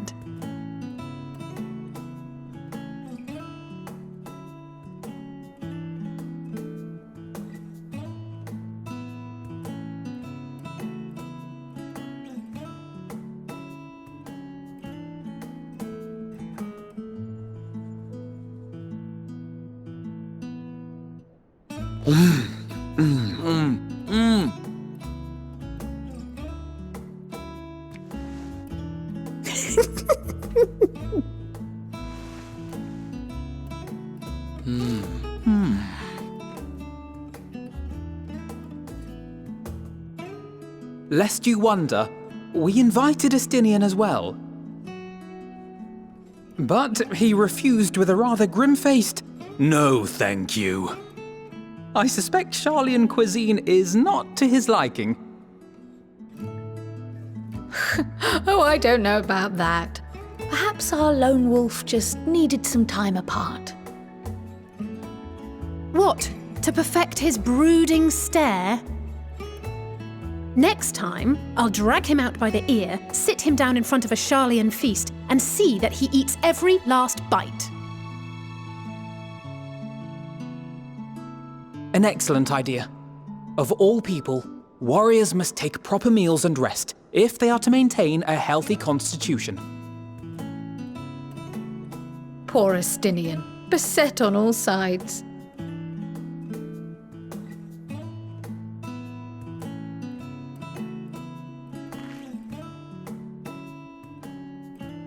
Speaking of one's physical condition, Mistress Quile, I hear you recently played literal host to Heidelin herself. And what an experience that was. Tiring, yes, but no lasting harm done. If anything, I should have liked to speak with her longer. I've not felt a hint of her presence since. Heidelin instructed you to carry that flower, yes?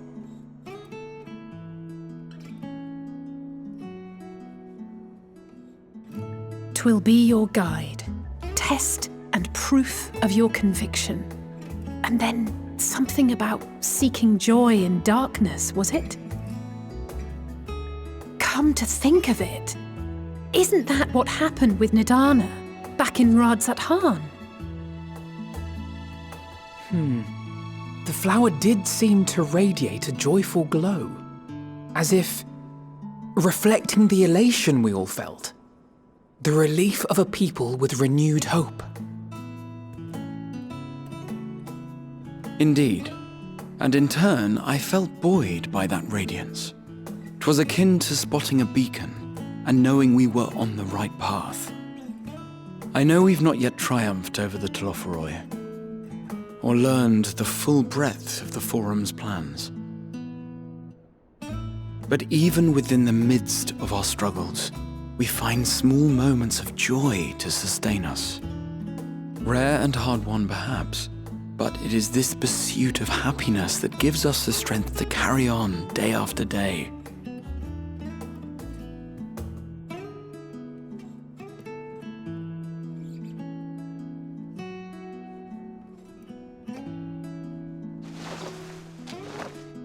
Hey, that's mine. To the swift the spoils. Though I recall that levitation spell of yours was quick enough. Only barely. And even at my best, I'm still too slow to wield it effectively in battle. Mayhap I simply require more practice with this new magic. You unearthed it from the depths of Numenon, I presume? Aye, and from a veritable mountain of arcane tomes at that. 'Twas necessary to facilitate my solitary explorations. Or, to put it simply, you used it to sneak around the Forbidden Archives. Yes, well, after a fashion.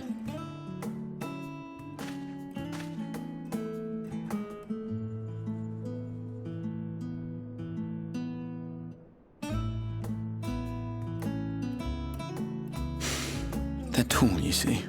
The shelves, they're too tall for me. And I could hardly move the library's platforms without attracting attention now, could I? Oh!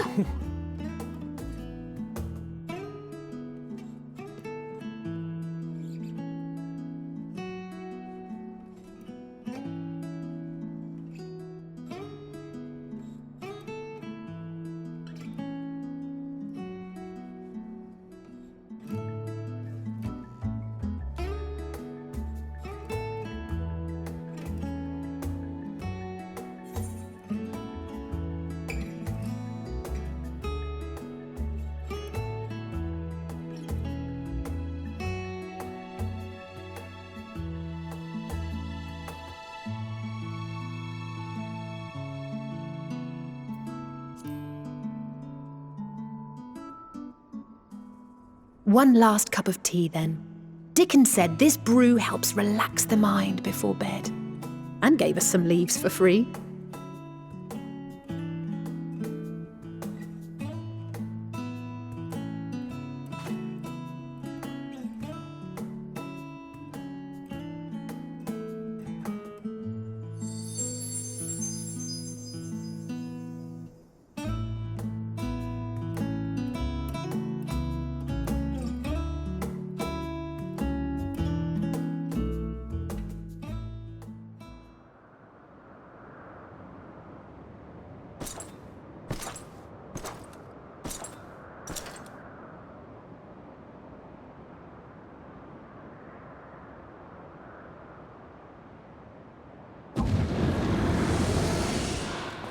Ah! Enjoying the bracing cold, I see. Do you not own a warm coat or a cloak? Something in fur? Or fashioned from the skins of your enemies? Or... well, never mind that. I come to you once more as the bearer of bad news. Our tower in Thavnir has been toppled. And I need not tell you by whom. Given how many we have at our disposal, the loss of a single spire is hardly fatal to our plans. It does, however, slow the rate at which we siphon ether. If they continue to preoccupy themselves with the towers, then all will be well. But should our foe prove bold enough to strike at us here, then the timing becomes questionable.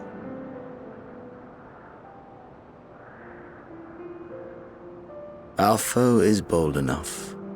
Of that, I can assure you.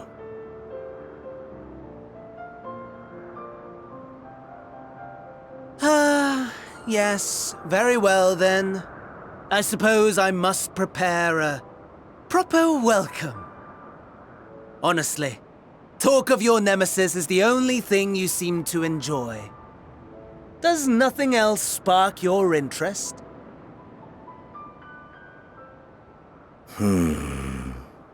No. All else is...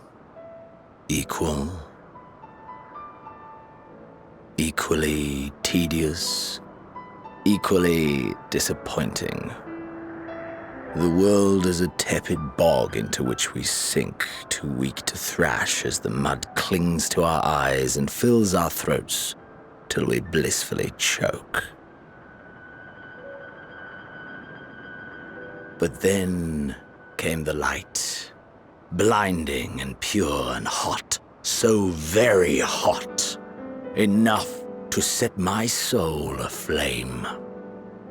I basked in the afterglow until the void yawned once more, and then I knew the muck would never claim me again.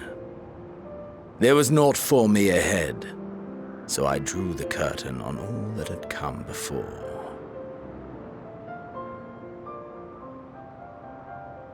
Burn, burn, let the whole star burn. I will have my contest. I will reclaim my moment.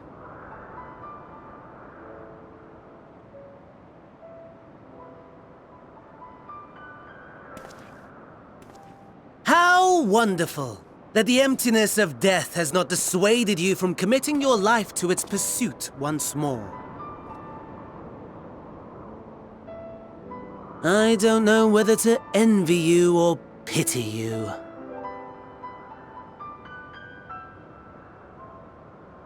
You question my disinterest, but what of yours? Despite your noisome antics, I sense you take little pleasure in this endeavor. Mercy, my lord. Such pointed barbs from one who barely acknowledges my existence. Nevertheless, you are mistaken. For I do find this part somewhat enjoyable. You see, when I was mortal, I would always have the same dream. It was a fragmented thing, disjointed, all the faces incomplete. The setting, too, was unknown to me, so I thought it simply a fantasy of my sleeping mind. Until one day, I realized it was showing me the truth, much as your dream of the final days enlightened you.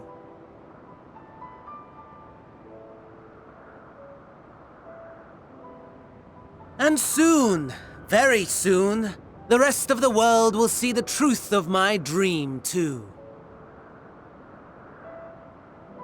Yes, I think that is something we can both enjoy.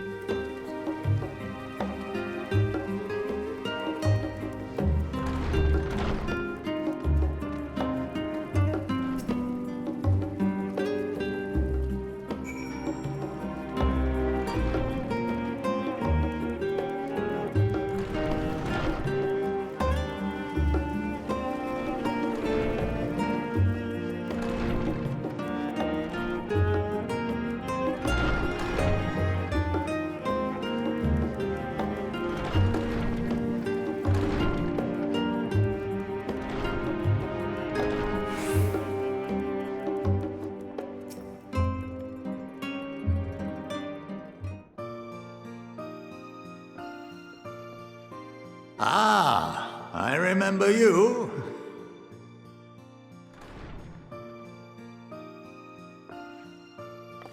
I pray we have not caught you at an inopportune moment.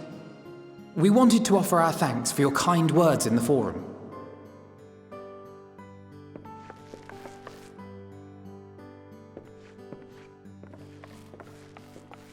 Well, I could hardly let that inquisition go unchallenged. I've always believed that curiosity should be nurtured, not stifled. Thankfully, a majority of my colleagues agreed. A slender majority, aye, but a majority nonetheless. Had the vote not gone our way, we would be having a very different conversation, if any at all. Though I'd like to think you would have not given up on our cause. I'm told you paid a visit to the annex afterwards. Yes, that's right. I was hoping to speak with the grandchildren of my dearly departed friends Galuf and Louisoix in a less dour setting. But it seems I just missed you.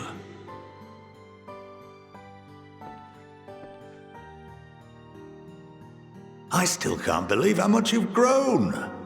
If only your grandsires could have seen the way you presented yourselves to the Forum.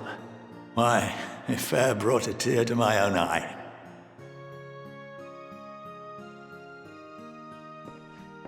You must have the patience of a saint, putting up with this lot and their antics.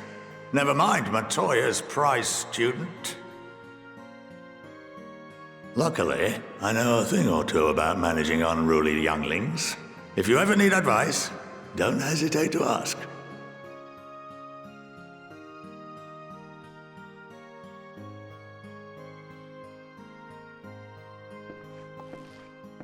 If I may, there is a rather more pressing matter we wish to discuss. What can you tell us of this duty that the Forum must fulfill?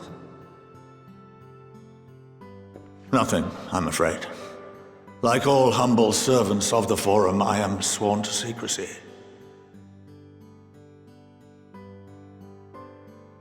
Or rather, I couldn't tell you if I tried.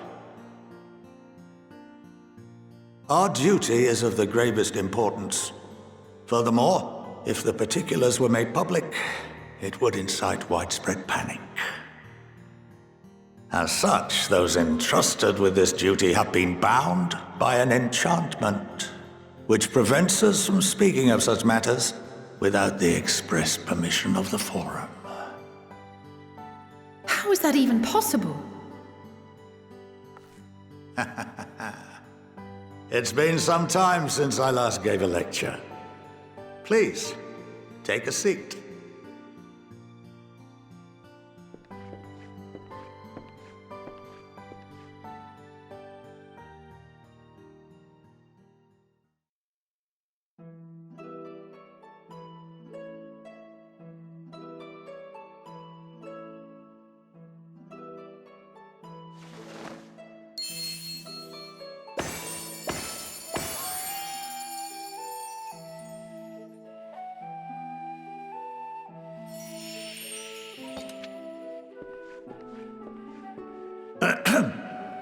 We shall begin by reviewing the fundamentals of etherology. The ether, which imbues us with life, can be categorized into three forms. Two are of the incorporeal sort, the soul and the memory. Can anyone tell me the third?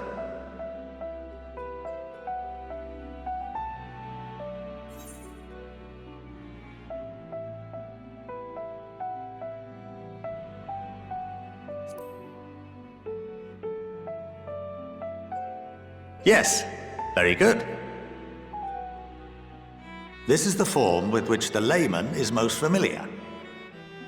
Consumed by even the simplest of daily activities and replenished by the food and drink that sustain us, this form of ether is in constant flux. In contrast, the ether that comprises the soul is rarely subject to dramatic change. The same can be said for memory, as the two are intrinsically linked.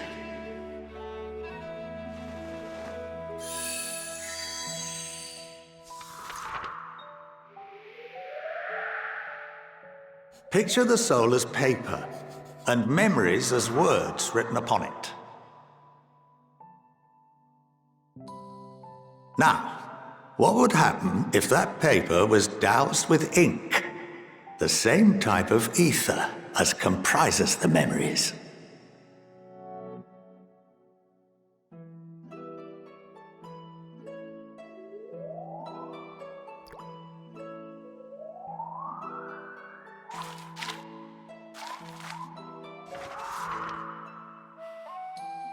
It would blot out everything that was written. Precisely. We would be unable to recall the memories, and any activities that depend upon them would be hindered as well. In fact, this exact phenomenon was observed on a vast scale not so long ago. And what might that have been?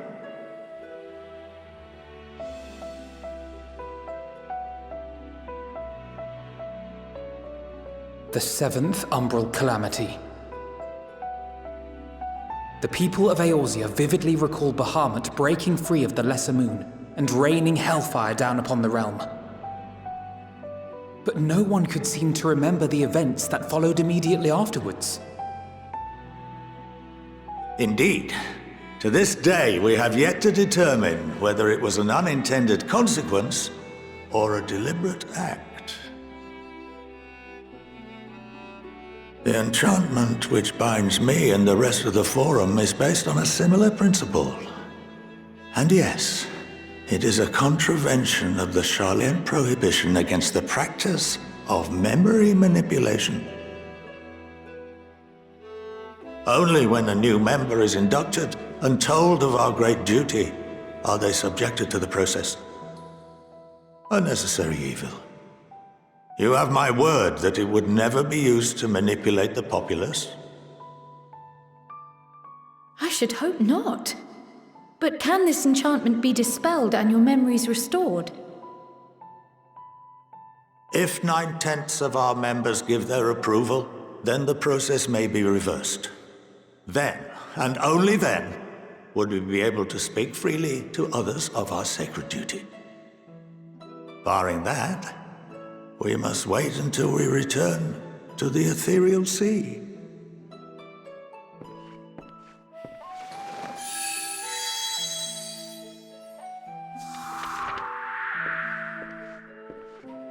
For there we will be purified, the blots upon our souls washed clean.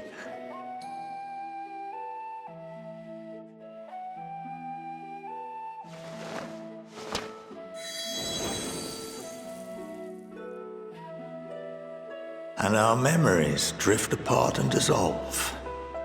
Rather defeating the purpose, I suppose.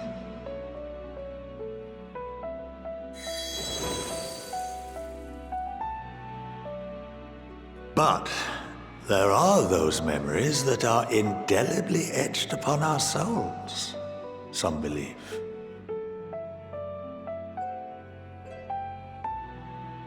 What happens after that? We are reduced to pure ether, coalesce with that of others, and create souls anew. Alternative schools of thought assert souls remain whole and return to the corporeal world, reborn into another form. Both theories have their proponents. Personally, I consider each equally probable.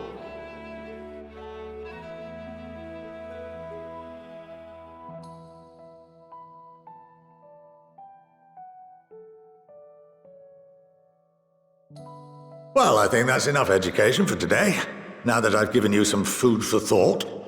Or rather, an entire banquet.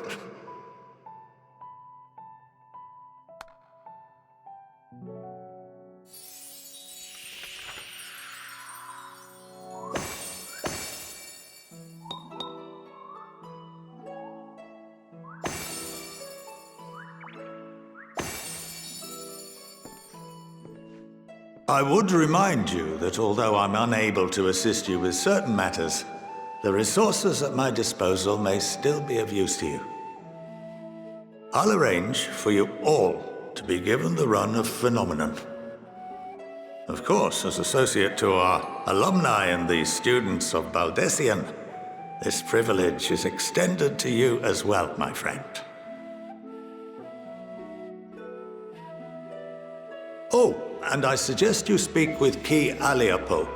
She's well known among the artisans of Sharlayan, and her network of contacts may prove useful in your search for knowledge.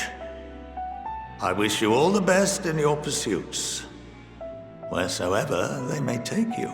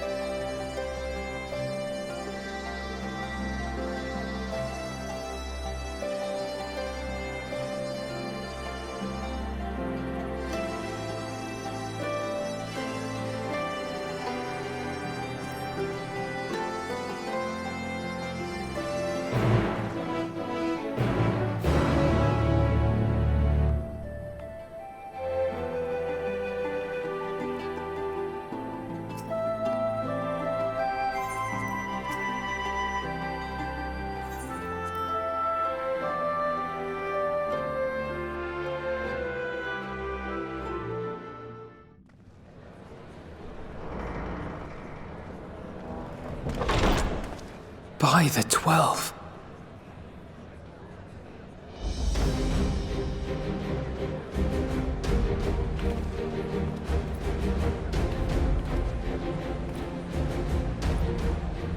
Glad you could join us. I hope you don't mind, but we went ahead and started without you. As you can imagine, our traveling companions were eager to become acquainted. 'Tis a rare thing indeed to see such a diverse and talented group of individuals assembled for a single purpose. We fight not only for the sake of Eorzea, but for the entire world, including the people of Garlemald. Much rides on the efforts of the Ilsabard contingent. Indeed, which is why I am glad to find myself in the company of many trusted comrades, yourselves included. Lucia! I have come at the behest of Lord Emmerich, who has honored me with the role of Ishgard's representative. And for the good of all nations, not least my former homeland, I am determined to see this mission through to its end. We have a hard road ahead of us, but walk it we shall, together.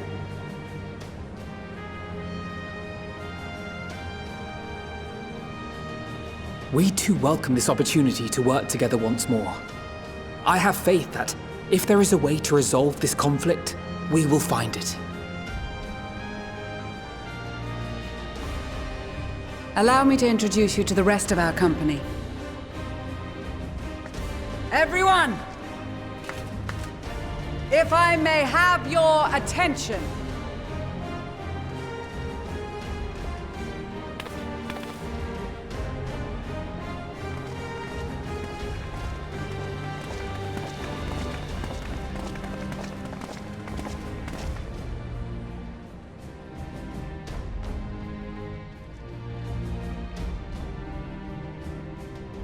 Might I ask you to speak first?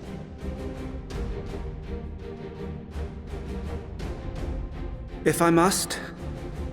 I am Arun Senna, spokesman for the Gridanian delegation, here on behalf of my esteemed sister, the Elder Seedseer. We shall provide support and protection to those in need during our time in Garlemald. To that end, I am joined by healers selected by the Conjurers Guild, with the Order of the Twin Adder's Finest serving as our escort.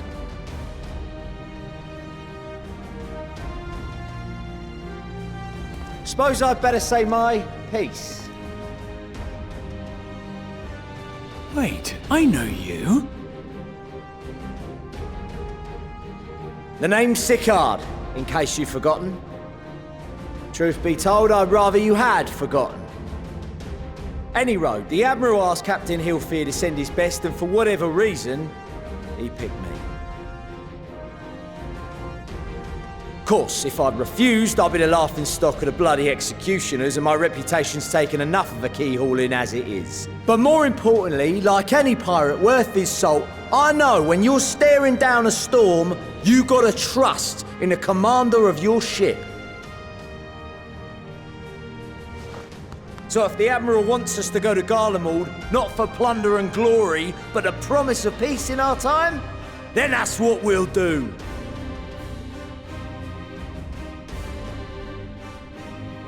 Since we all know how much the Empire loves its steel, we thought we'd bring along a few smiths to make the most of it. Give them a pile of scrap and they'll cobble together anything you fancy. Of course, just like the Gridanians, we got fighters of our own. We might have come with a more constructive purpose in mind, but we're more than capable of cracking skulls, believe you me. Well, you're certainly raring to go. But then again, so are we. The most dependable warriors of Uldar and Alamigo have assembled at the Sultana and General Aldin's behest.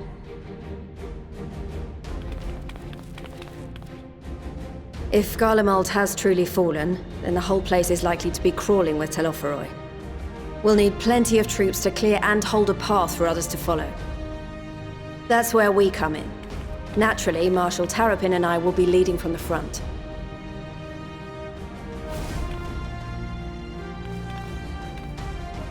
It's been some time since I last saw you in your element on the battlefield. From what I've heard, you've become pretty fearsome yourself. Master Matoya? The avatar of destruction?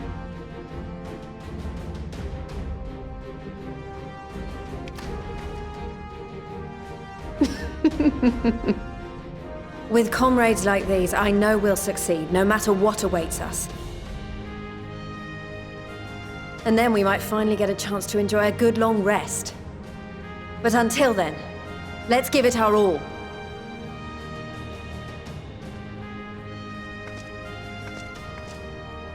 As for Ishgard, we Temple Knights have come in force to uphold our nation's commitment to the peace and welfare of our allies. The bitter cold of Garlemald is a formidable enemy in of itself. Our experience fighting in ice and snow will prove invaluable in the days ahead. Accordingly, I have been designated commander of the Ilzabard contingent. I will do all in my power to provide you with the leadership and guidance you require. The four high houses, House Hylinart foremost among them, have arranged for a host of machinists to join us on our mission. Their knowledge of Imperial Magitech is sure to be a great boon. They will address any problems of a technical nature, together with the smiths of Limpsa Lomitsa. There is another awaiting introduction. Lord Emanolain! Ah, yes. Emanolain de Forton, at your service. Though, lest there be any misunderstanding, I should stress that I've not become a fearsome warrior while you were away. Rather, far from it, actually. My brother, in his infinite wisdom, decided this would be an excellent chance to make something of myself. Oh, and fight for world peace and all that. But, should the opportunity arise for a spot of ballroom dancing, I will be your twinkle-toed gentleman of light.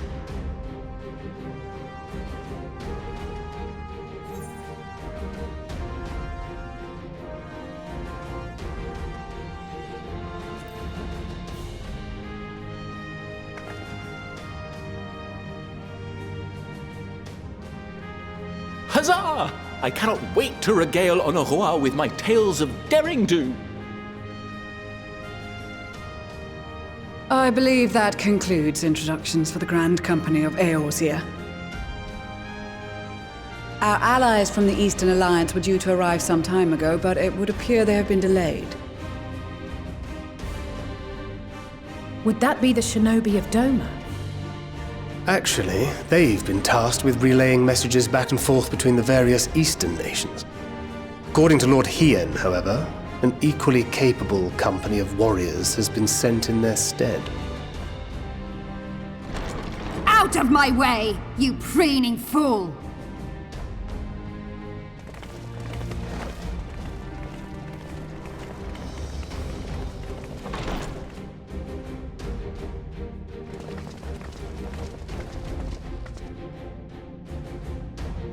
Forgive us for coming late. We are the delegates of the Eastern Alliance.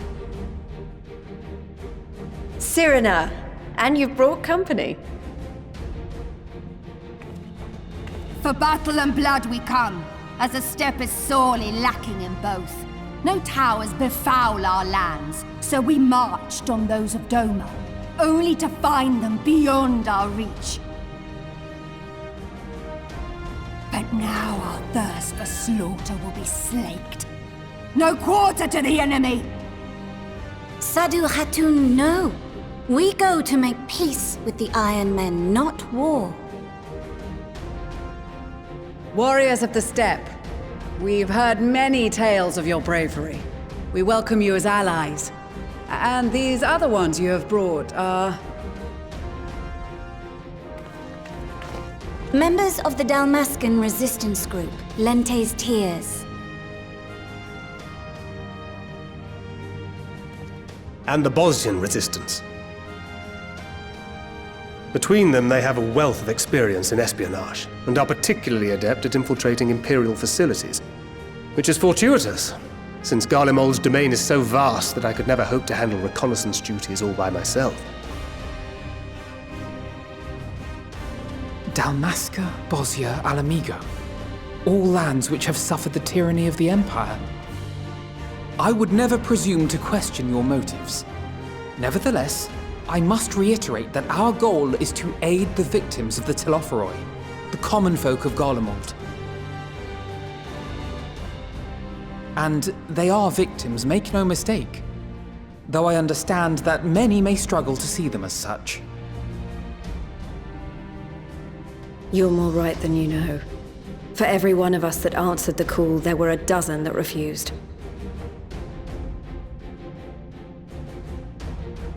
Not only in Alamigo, but everywhere we went. And who could blame them? The Empire's always been the enemy. But after seeing what we've seen, fighting and working against and with Garleans, there's no denying the simple truth. They're just people. No different from you or I. They've got their share of liars and murderers, but so do we. So do we all. Fordola, who once swore herself to Garlemald, has proven herself a trusted ally time and time again. Every Eorzean here knows Cid Garland, the Imperial defector who shared with us countless technological wonders. Maxima, who stands with us today, tried to reform Garlemald from within and make peace with Doma. So you can believe me when I say that every fighter here understands and accepts that the Imperials are not monsters and are deserving of help. Or at least that they were able to put aside their feelings for the greater good. It won't be easy, but we're all determined to make this world a better place.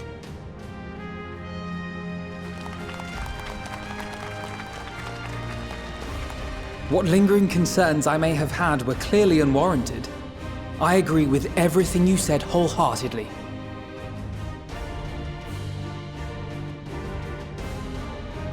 Then we are in accord.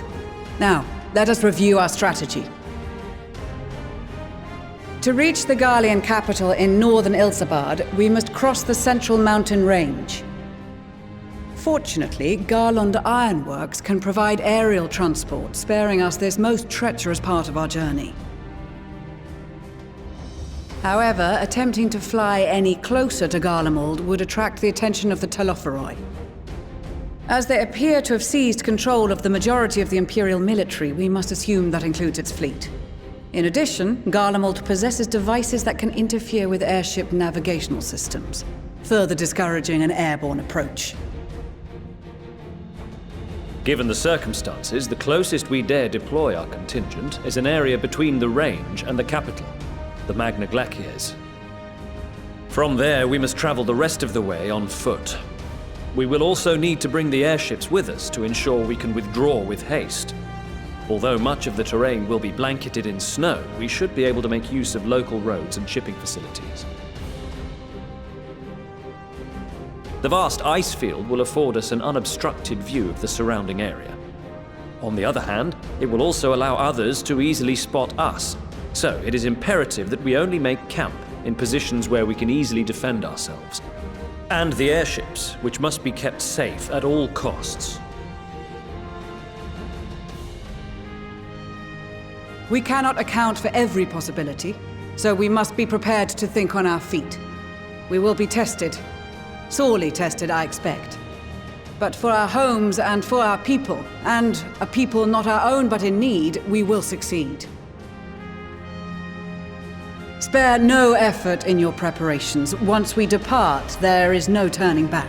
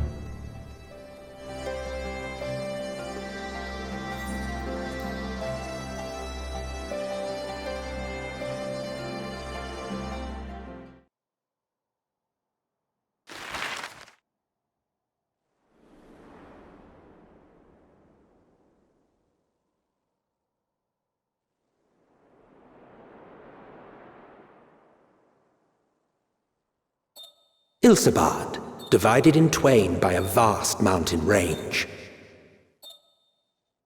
Those who would traverse its jagged peaks face peril at every step, but why go by foot when one can simply fly?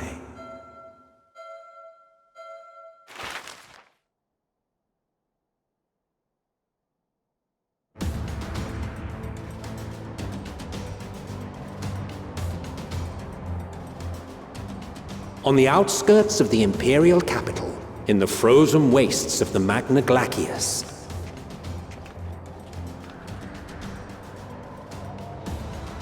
the winds howl in icy protest as if to warn against further trespass.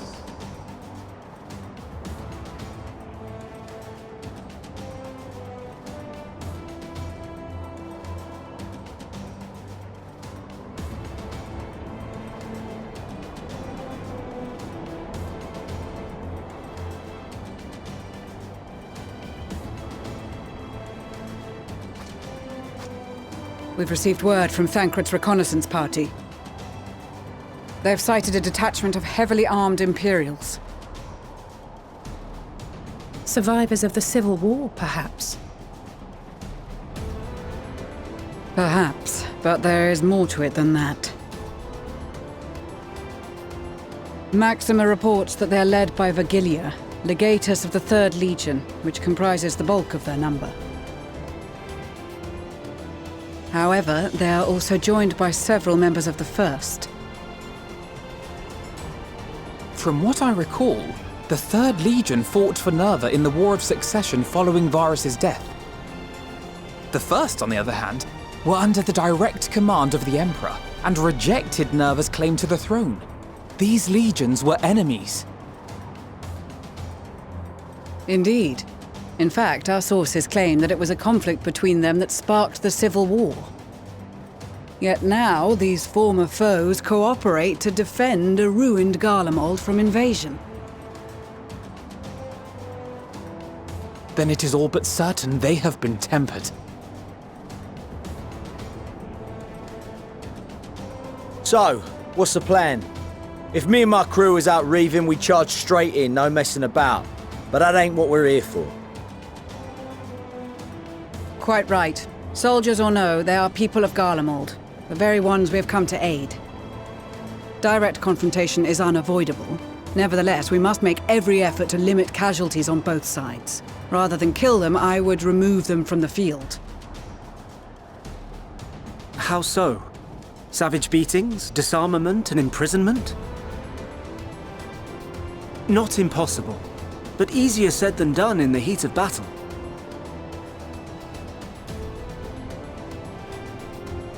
Having observed the opposition, I imagine Thancred had something to suggest?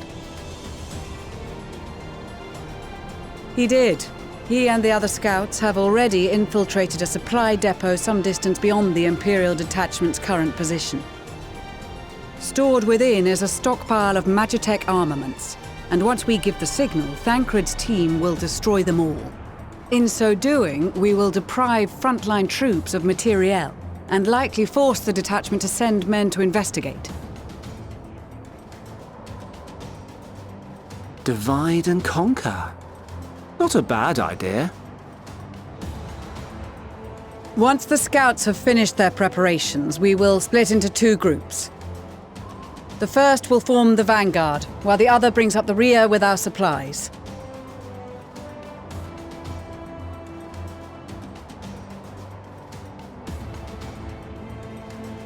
As for the Scions, I ask that you lend your assistance where you deem it needed most. I would prefer, however, that you accompany the rearguard and be prepared to join the van at a moment's notice. Kept in reserve as our trump card, so to speak.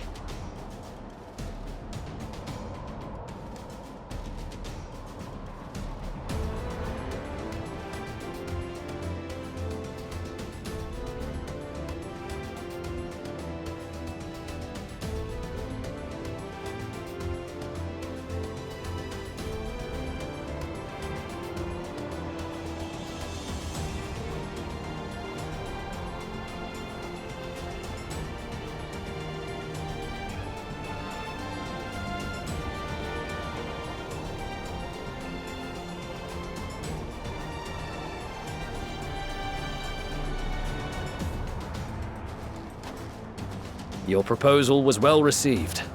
More specifically, they asked that we destroy the Imperial's toys in as spectacular a fashion as possible.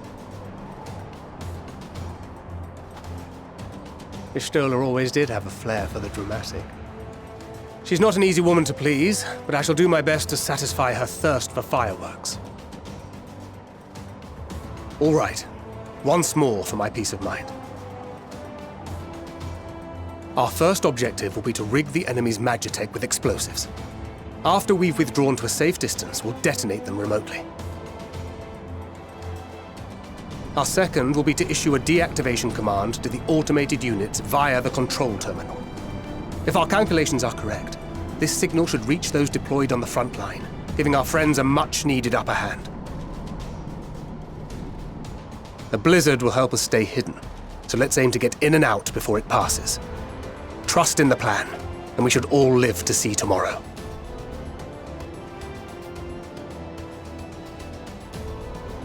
In the meantime, I will relay messages back and forth as the situation unfolds. You'll forgive me if I ask again, but are you certain you wish to play the lone wolf? Wouldn't have it any other way. Call it foolish and reckless if you like, but I'll get the job done. I always do. Very well. I wish you the best of luck.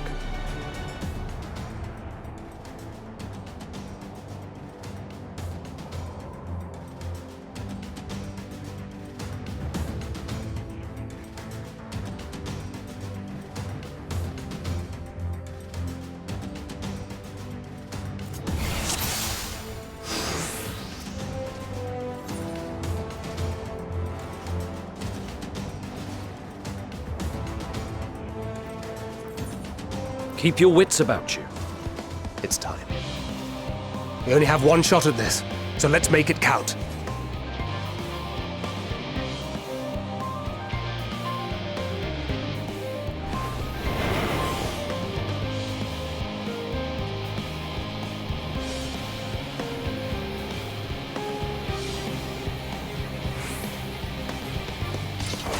Seven hells.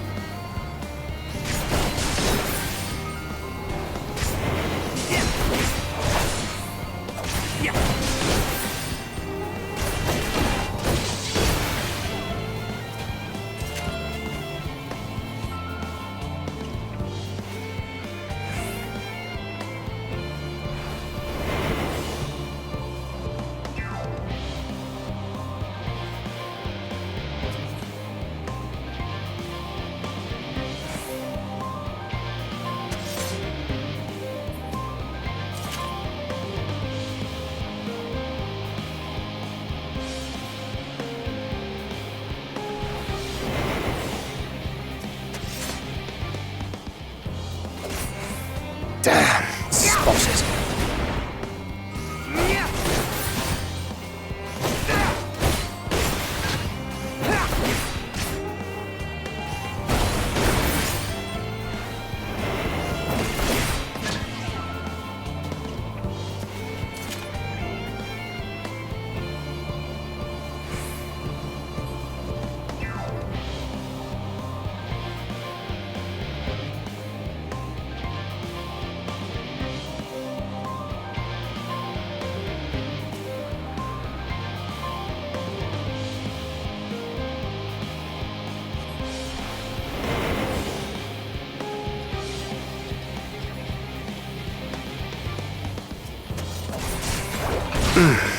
Must be losing my touch.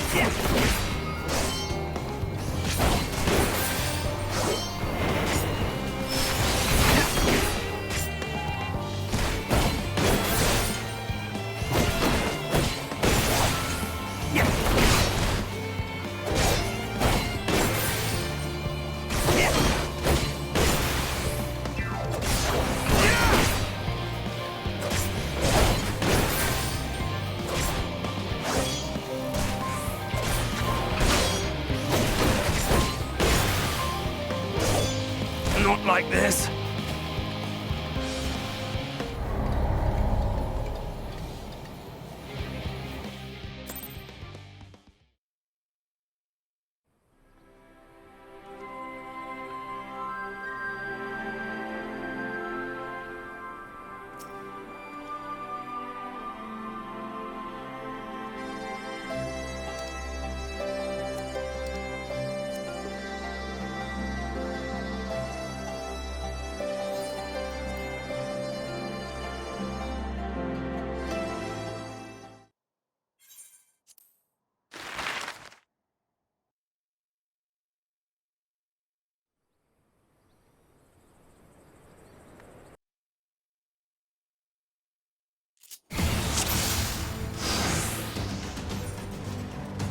Keep your wits about you. It's time. We only have one shot at this, so let's make it count.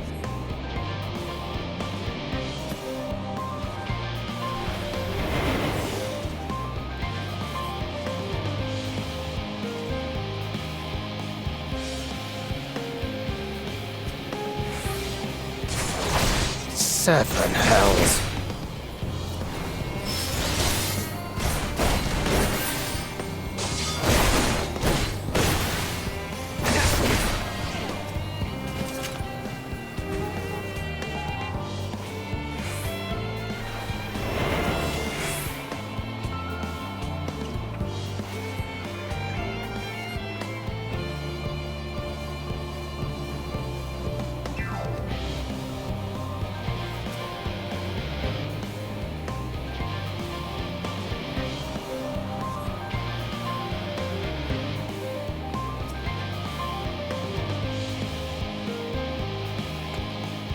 Seven hells.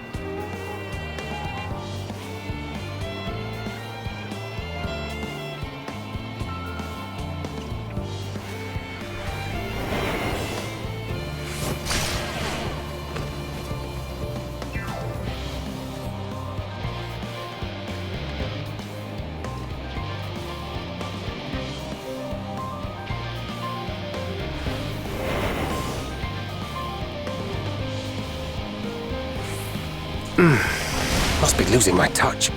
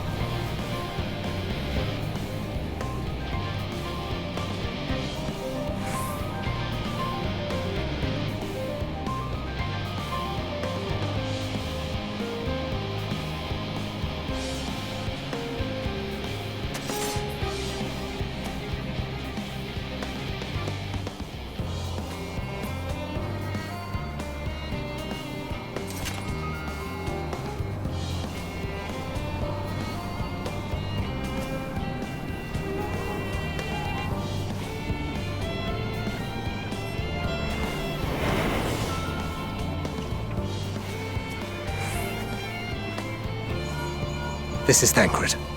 The explosives are in place. Very good. All is proceeding as planned. Head to the control terminal. It should be to the northwest. Understood. Have the others wait at the rendezvous point.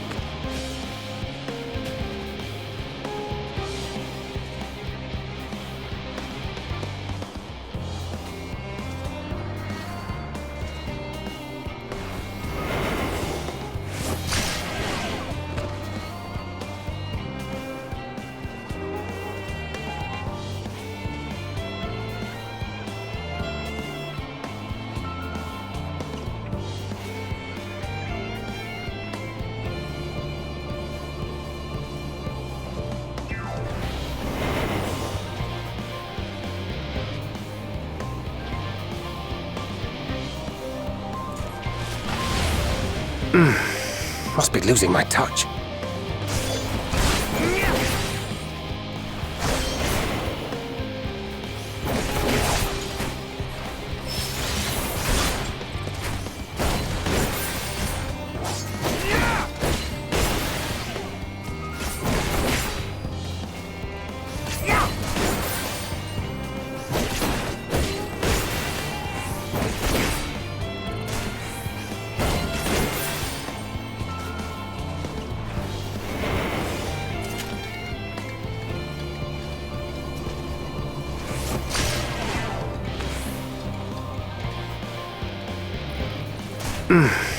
Must be losing my touch.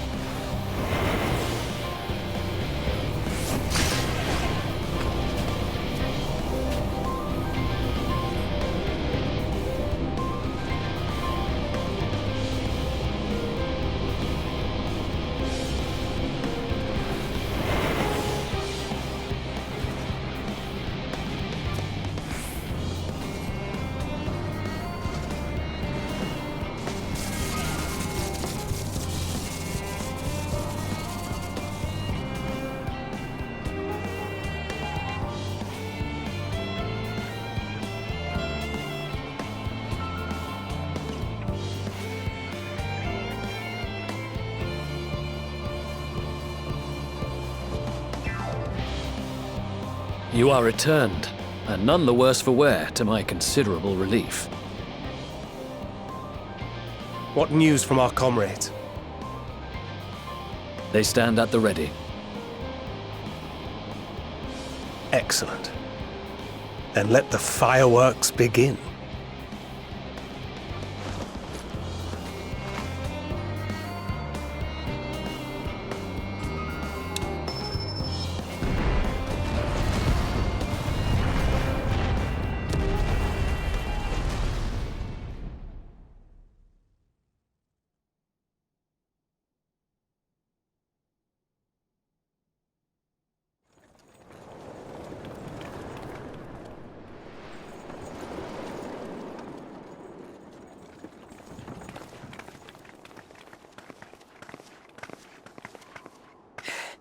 The blizzard's beginning to clear. The Vanguard should be engaging the Imperials any moment now, if they haven't already. Ishtola and the others are with them, so I'm sure they'll be all right, but...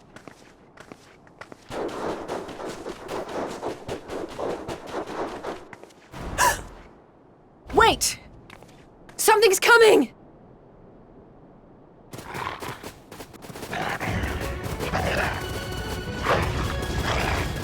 Oi, oi! Looks like we ain't the only ones who sent out scouts. Keep them away from the carriages! We lose those, and we're as good as dead!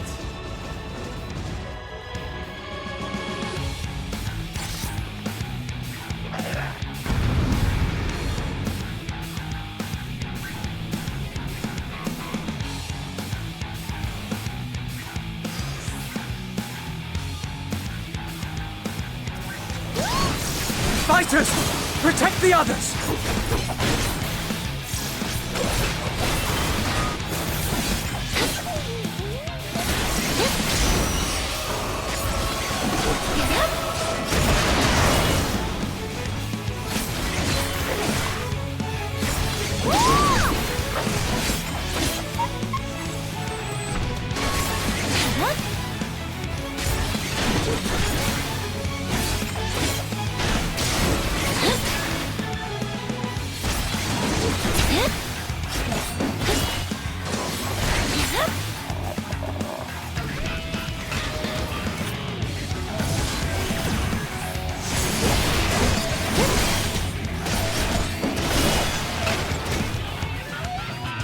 A brief respite, but stay alert. Keep the carriages safe.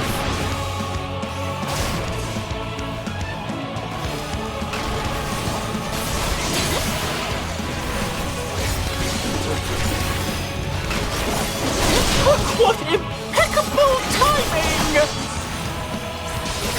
Fear not, friends! The savior of Ishgard is here!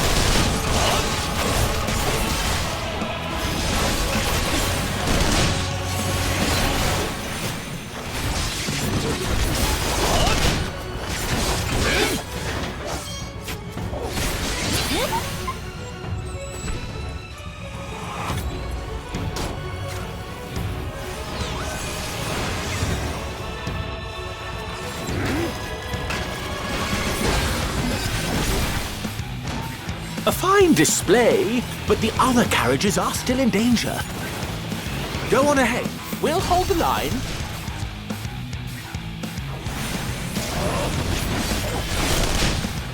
We're the only ones still struggling. Time we put our backs into it then.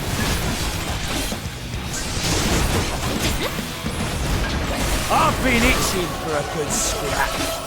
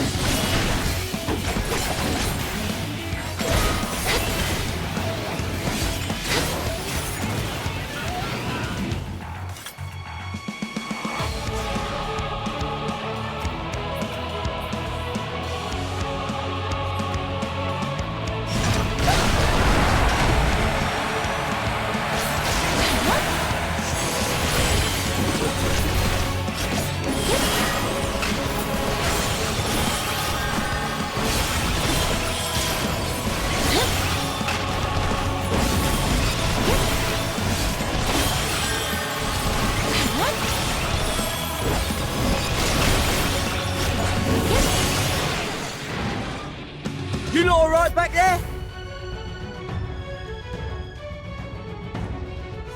We're fine, and ready for more. Hear that? Get to the front and turn the tide.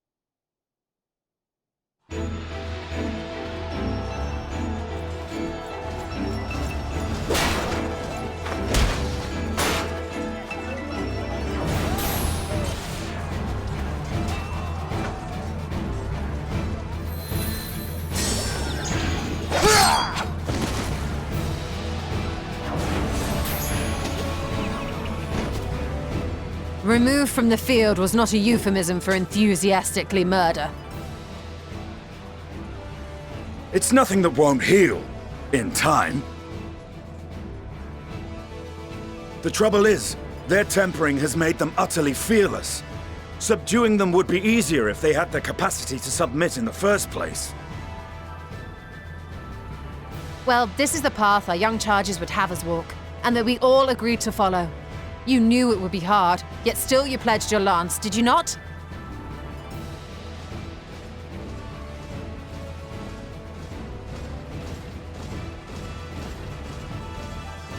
That I did.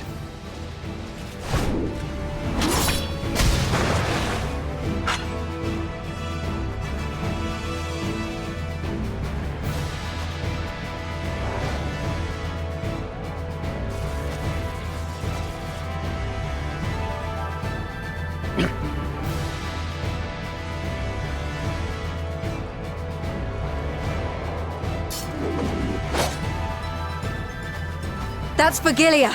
Damn it. I need to help the others take her down.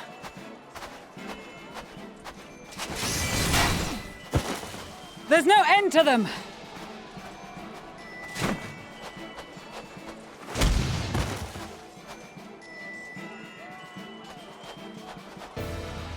I was wondering when you'd turn up.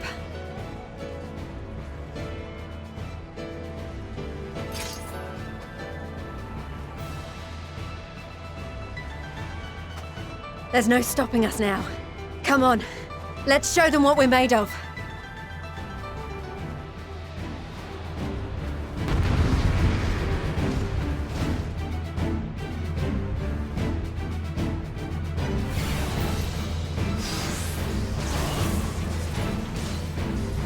We have them now! Forward!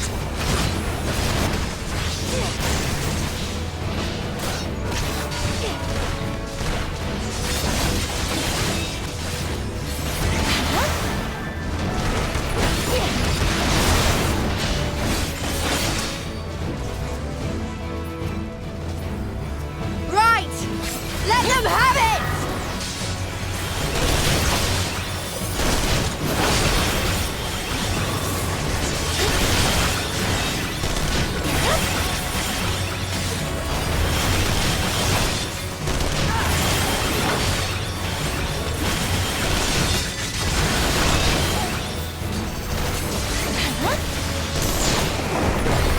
As a raging bull!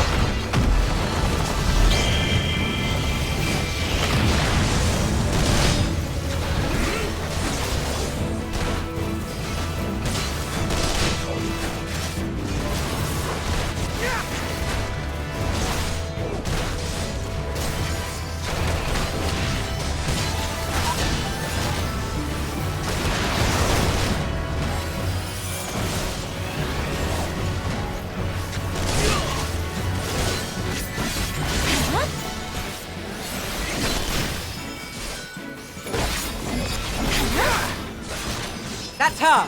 Vigilia!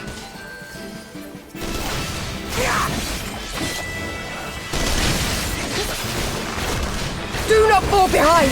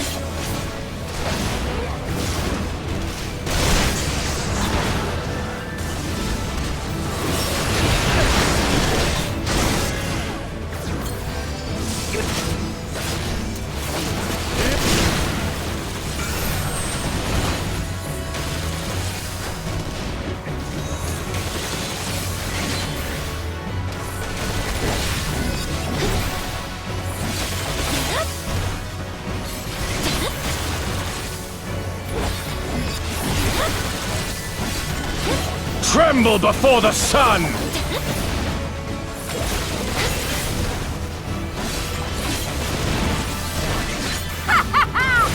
May your scream fill the air!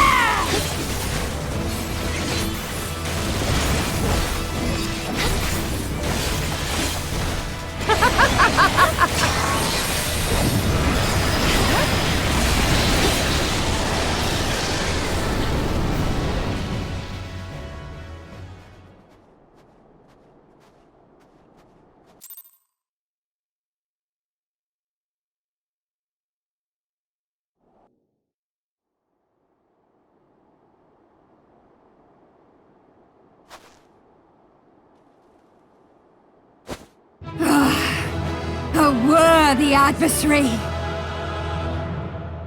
Rest, recover, reclaim yourself. Then we will fight again, to the death! Sadu Hatun!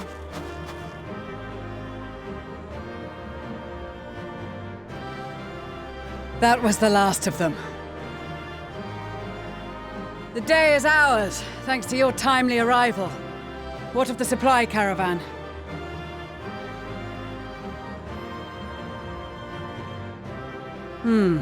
Outmaneuvered, but not outmatched. Good.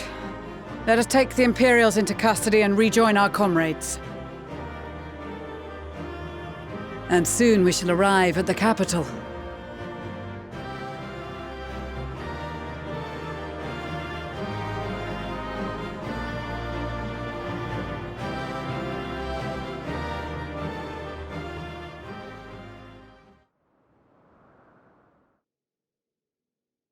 So cold and unforgiving.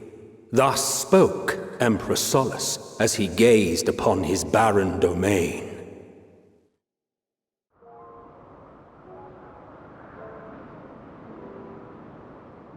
"800 years it had been since the Garleans first set foot here. Bested by the Kavosi after centuries of war and driven from fertile southern pastures into the blasted northern wastes.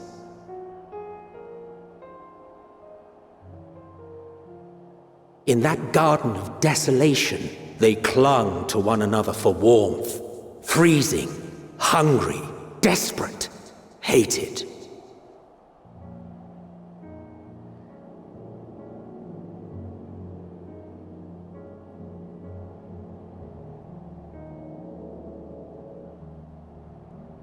The chosen forsaken.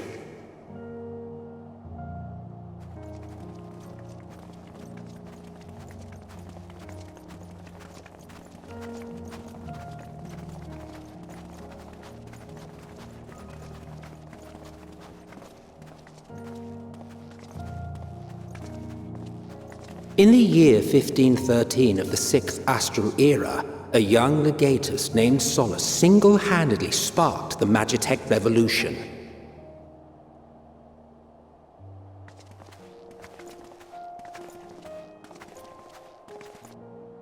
How did he conceive the machina that feed on ceruleum? Once a common, soft-spoken soldier, how had he so quickly ascended through the ranks?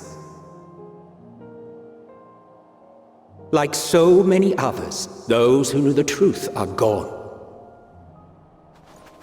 Taking in the capital with his eyes for the first time, I recall thinking to myself, far colder on the earth than in the heavens.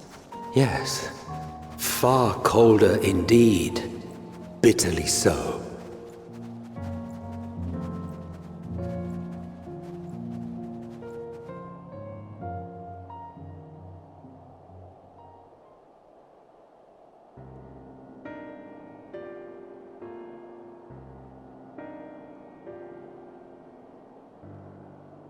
Not so much as a whisper. The roads leading beyond the city walls would have been used less in recent years. Nevertheless, this was one of the most important gateways into the capital. A buzz day and night with activity, aye. Merchants passing through the checkpoint, many of them stopping at the local hostelries. Surely they cannot all have been tempered. We can consider the question after we have made camp. If we spend any longer outside, we may well freeze to death where we stand. The tempered Imperials, too.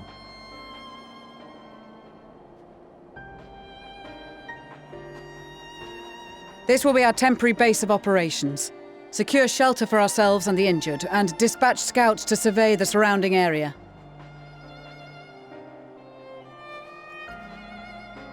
If we're planning on staying here a while, we ought to give this place a proper name. Well, the constant sound of ice cracking underfoot makes me think of broken glass. An apt name, perhaps. But enough of this. To work, everyone!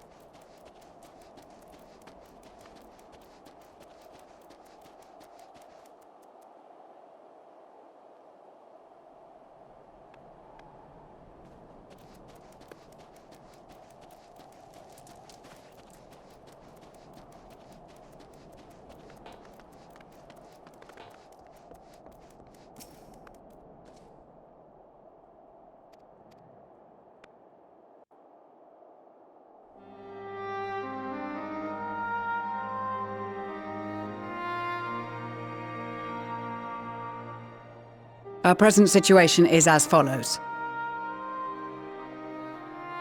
Efforts to aid the people of Garlemald have begun in earnest. Moreover, having entered into the capital, the Imperial Palace is within our reach. But before we proceed further, we must learn what has befallen this city, for therein lies the key to understanding and combating the Telophoroid's designs. I have a suggestion, if I may. Several of the Imperial soldiers we captured on the Magna Glaciers are members of the Populares and acquaintances of mine. Once we have cured them of their tempering, they should be able to give a reliable account of the events leading to the capital's downfall. A promising idea. I will assist the healers and their ministrations. Of course, I will require a porxie of my own, assuming you can spare one. Would you like a hand? No, I am sure we will manage. Better that you take my place in the field. The noxious ether of this place disagrees with me, and as I shall need to draw on my own for the treatment, 'Twould be prudent for me to remain within the camp. This talk of curing the tempered is all well and good, but I reckon the cold is a more pressing concern. All the houses round here are fitted with ceruleum heaters that could keep us warm and toasty. Problem is, the machines seem to have given up the ghost, and if we keep sitting around, freezing our asses off, we'll be next. My smiths reckon that with the right parts, they can have them working again, but it won't be easy. Understood. The machinists will assist them in the repairs.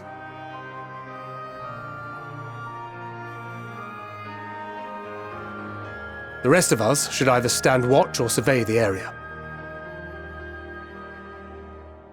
We've made our presence known to the Telophroi. They will be searching for us, if they have not already ascertained our position. That we have seen no sign of them since the battle suggests they have yet to do so. However, I suspect they may be biding their time. Or perhaps we are beneath their notice.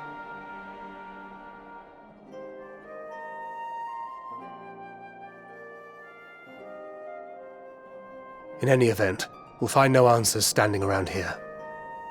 Urianger, Estinian and myself have visited Garlemald recently, so we'll lead the reconnaissance efforts. Perhaps bolstered by a few Bosnian and Dalmatian scouts from my previous excursion for good measure.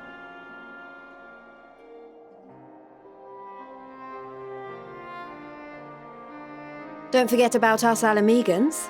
We have experienced scouts of our own. Well now, this is turning out to be a rather sizable team. With such numbers, we should be able to cover a wide area with relative ease, including that surrounding the Imperial Palace. How about you, Graha? I have a feeling we'll find a use or two for that vanishing spell of yours.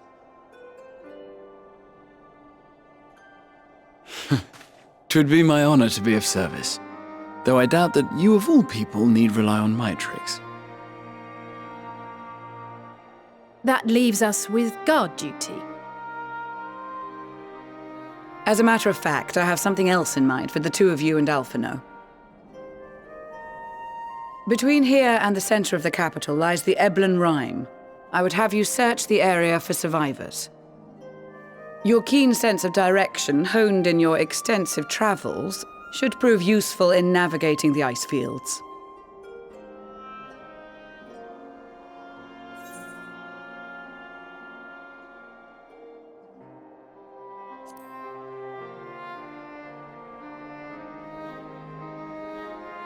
I have faith that you will, and look forward to greeting you on your safe return. You all have your duties. Let us make haste. May the Fury bless and keep you.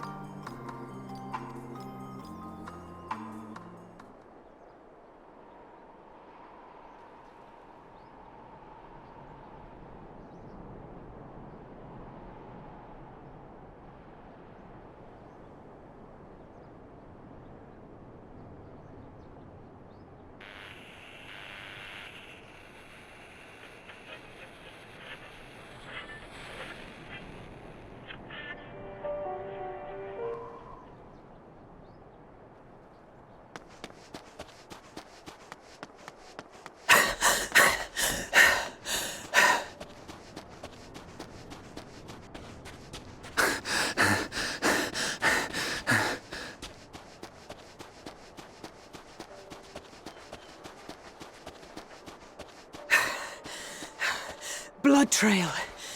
We found one. They were attacked.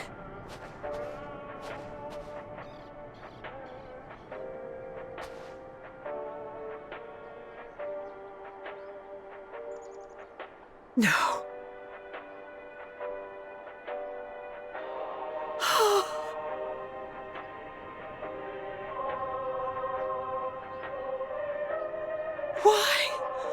Why wouldn't they?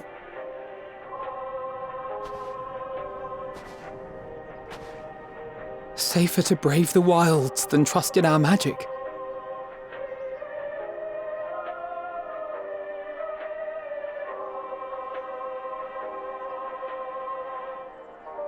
We should have... I should have...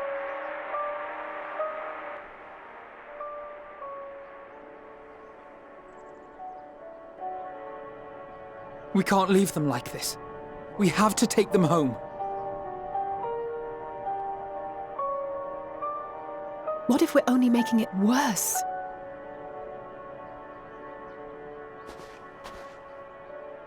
Maybe we don't belong here, but neither do they. Not out here in the wind and the cold.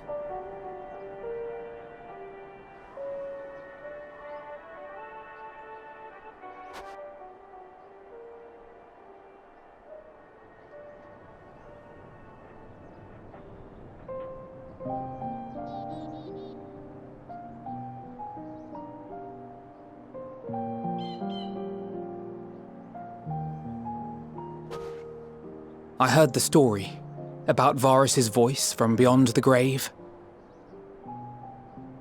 Of course, I didn't believe it, but Licinia and her sister did. Perhaps there is something to the tale after all.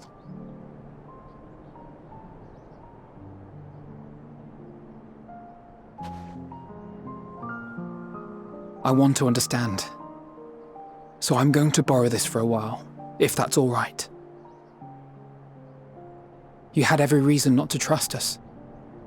We came as trespassers, invaders. But I pray that in time, we will be more than that to you, that we will find a way to help your loved ones, and see that no more children are left to freeze alone in the snow.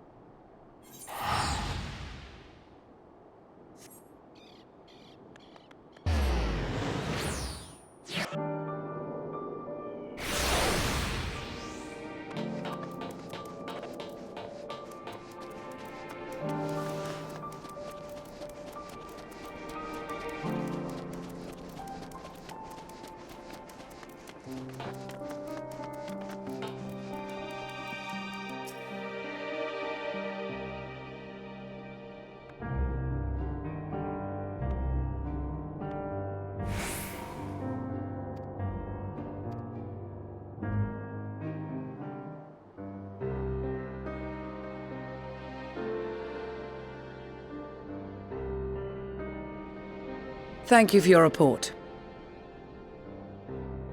We shall inform the troops of these developments and instruct them to proceed with the utmost caution should they encounter any survivors.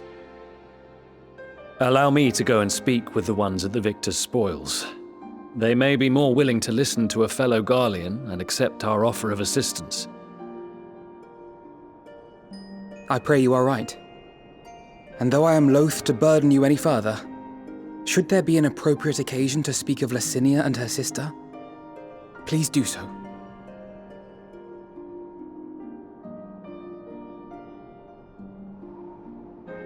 I I'm sorry to have put you through this. My distress is nothing compared to their suffering. So tell me, what else have we learned?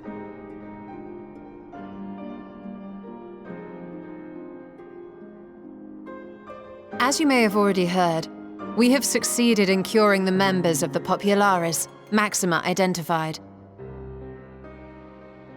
They have provided us with some intriguing insights into the current state of Garlemald.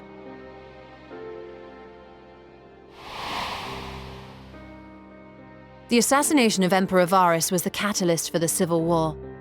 Nerva declared his claim to the throne, and his opponents refused to recognize it. Fighting broke out in the capital, where Nerva's 3rd Legion clashed with the 1st, who remained loyal to Varus even after his death. Of course, even Imperial warmongers would balk at the idea of turning their shining city into a battleground. Like burning down the wood to spite the wasps. Neither side would be so mad. Unless something or someone inflamed their animosity to such an extent that they could not help but act against their better judgment.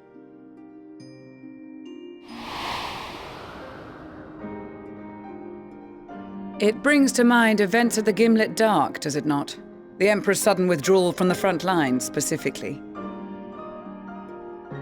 Nerva and his father, Titus, Varus's then political rival, took advantage of rumors that Crown Prince Xenos had been possessed by a demon.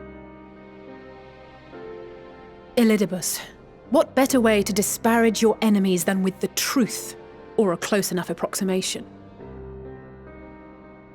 Indeed. But before their accusations could be substantiated, many of Titus's followers were silenced. While some were merely stripped of their status, others died under curious circumstances. One after another, suddenly and suspiciously. Again, Elidibus. Like as not, he had a hand in it. No evidence was found to implicate Varus, certainly. Nevertheless, Titus, Nerva, and the 3rd Legion would have judged it a brazen attempt by the Emperor to rid himself of his political enemies. And then, in the midst of this growing turmoil, Varus Sosgalvus is murdered.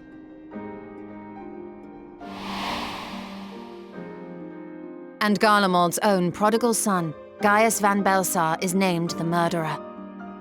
Shortly thereafter, Nerva claims the right of succession, and in response, the 1st Legion claims the assassination was part of a coup d'etat orchestrated by Titus and Nerva.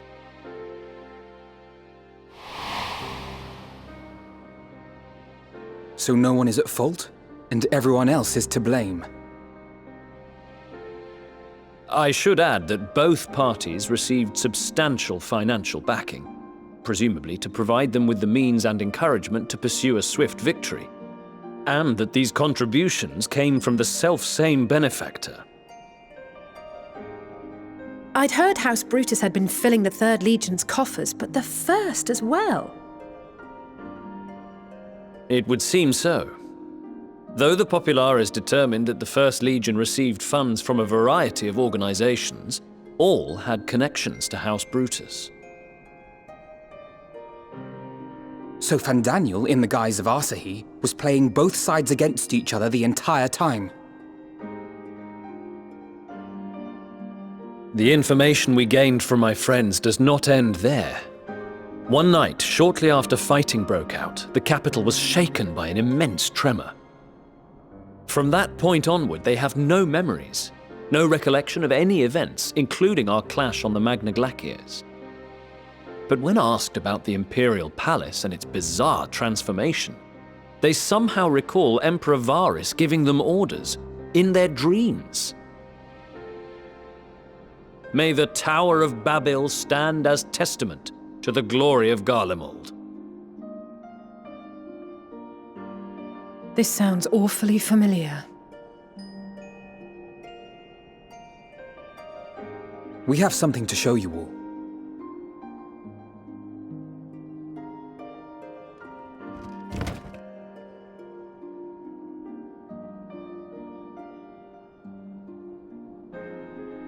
Varys spoke to them through this radio.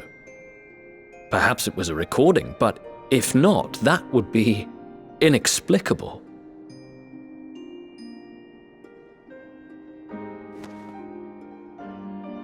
We are of one mind, then.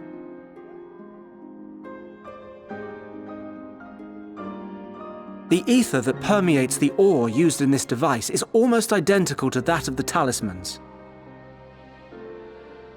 I see it. While it is likely more by coincidence than design, these devices might also ward against a primal's influence. A picture is beginning to form. If the tremor felt throughout Garlemald was a wave of ether emitted by a primal, then while those within range would have been tempered, those huddled around a radio desperate for news concerning the Civil War would have been spared. No wonder Licinia kept it close. My friends, I must speak with you. A young man was caught trying to steal our supplies. He is a soldier of the Iron Men, we think, but one who has not been made thrall. Thankfully, Magni restrained him before blood was spilled. The stranger is outside, if you wish to ask him questions. I think we do.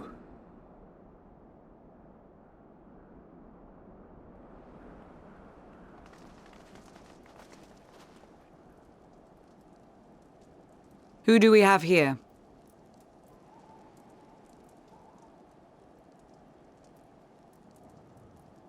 Garleans? Traitors to your homeland! Have you no shame?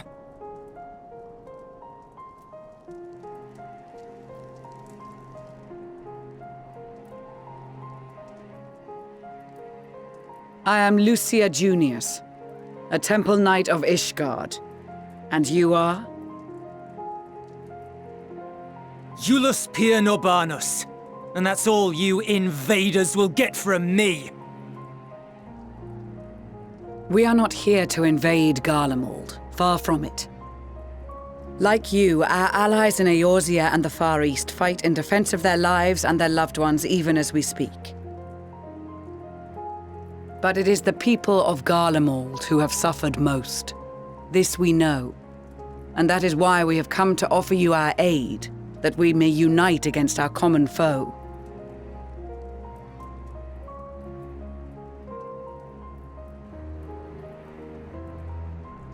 Whether you believe me or not, those are the facts.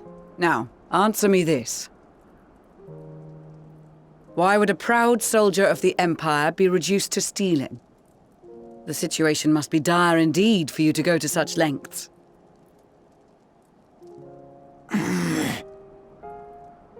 If it is supplies you seek, we would gladly share ours, or turn a blind eye while you leave with your spoils. I will not negotiate. My commander will determine how to deal with you and yours. If you wish to treat with him, I will take you, but no more than 3.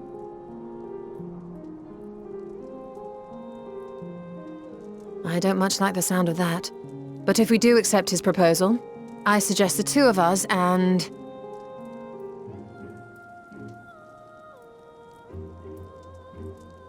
Please allow me and Alize to act as envoys. May I ask why? We have seen with our own eyes the hardships the Garleans face, how their futures and lives hang in the balance. It's not the warmest invitation, but it's an opportunity to prove our intentions true. Maybe not a chance to make things right, but a chance to make them better.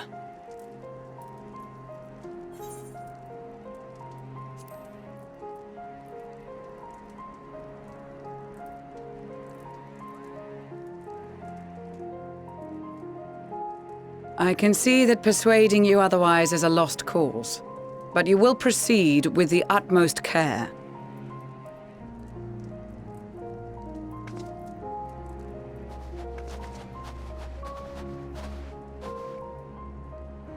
couple of children and what? A sellsword? Is this an insult? Not in the least. You will find that they are more than qualified to speak on our behalf. There are many dangers on the road ahead. I will need that back.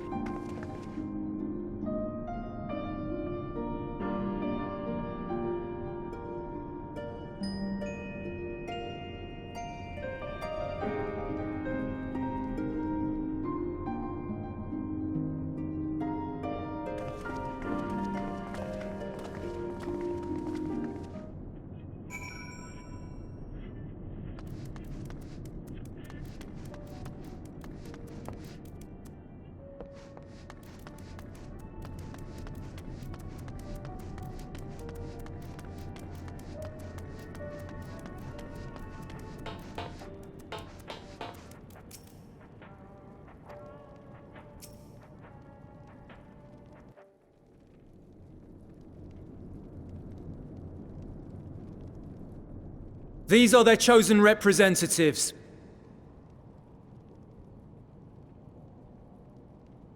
Very well. Let us hear what they have to say. Yes, sir.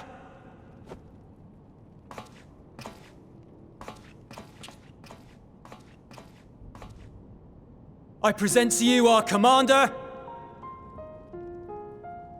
Lord Quintus Van Kina, Legatus of the First Legion. The First? I had no idea you had survived.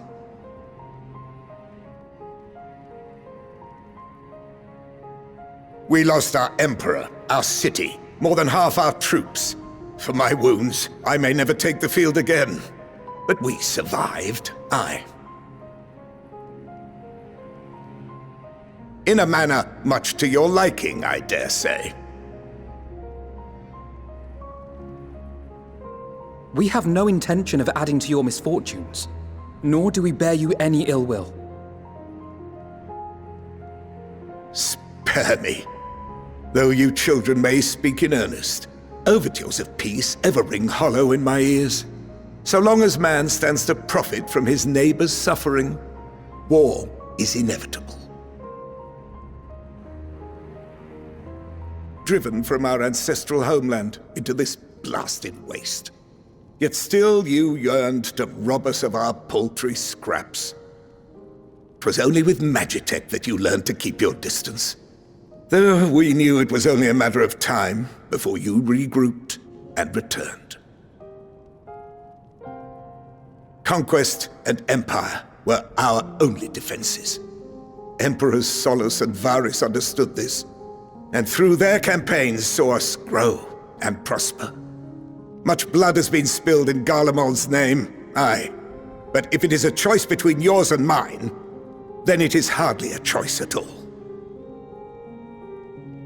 I do not deny that a great many conflicts throughout history were driven by the desire or necessity to gain by another's loss. That is not why we are here. Nor have we come to petition your aid in the war with the Telophoroi, grave though that threat may be. Our purpose is simply this. We wish to help you. Let us help you. If there is aught that can be done to ease your plight, we would be glad to do it. Perhaps you would.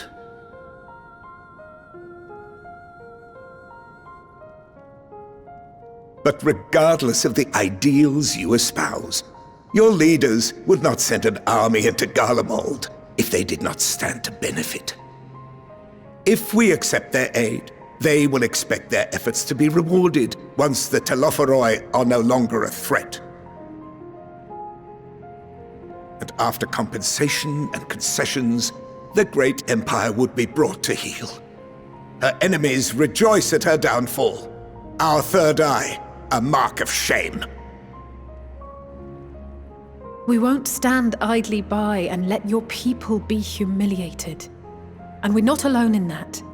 We only want to make a difference, to make this world of ours better.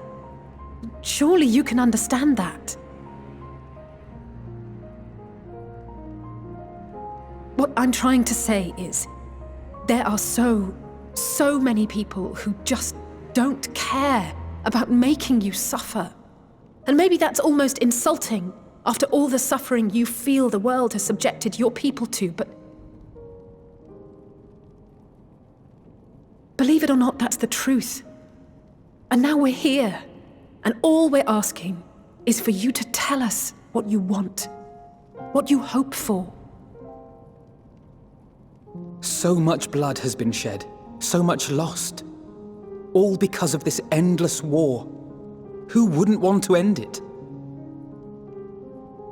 Can we not work together to face our problems as one?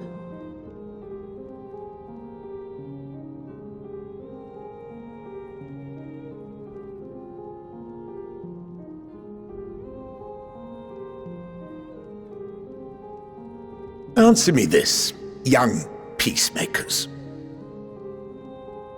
If a world without conflict is your desire, Why reject the unity and prosperity of Garlemald? Is it because we do not share your faith? That we do not share your heritage? That our ideals and virtues differ? That we cherish and hold in the highest that which you do not? Disparity is the root of discord, and peace built on compromise is flawed and fleeting. Happiness for one and all is a dream, and the reality is that to the victor go the spoils. That is why we Garleans will never submit nor surrender. For freedom and for pride, we will remain true to ourselves until the bitter end. That is my hope.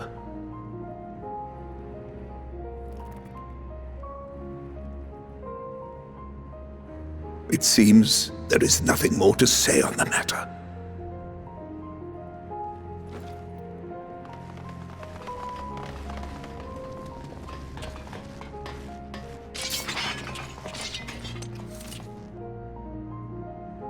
You will remain here while I decide what is to be done with you. Do not be alarmed. No harm will come to you, if you cooperate.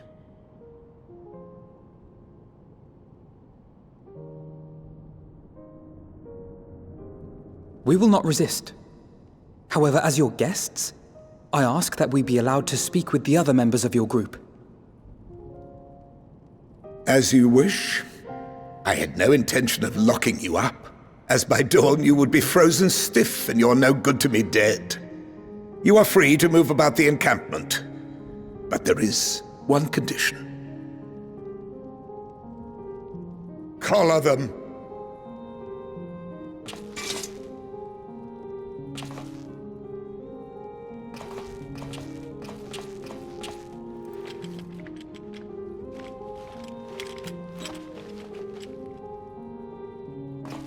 What are these?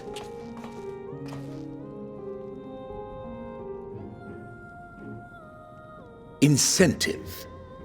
You'll be watched at all times. Stray too far or act suspiciously, and we will administer a rather painful shock. Stop! Keep away from that one.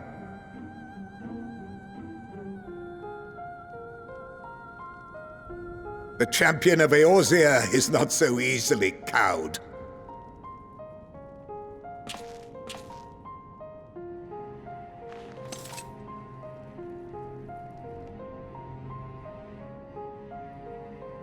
Even if she allowed herself to be collared, the shock would be no more than an itch. No. If she refuses to obey, we will activate the twins' restraints instead.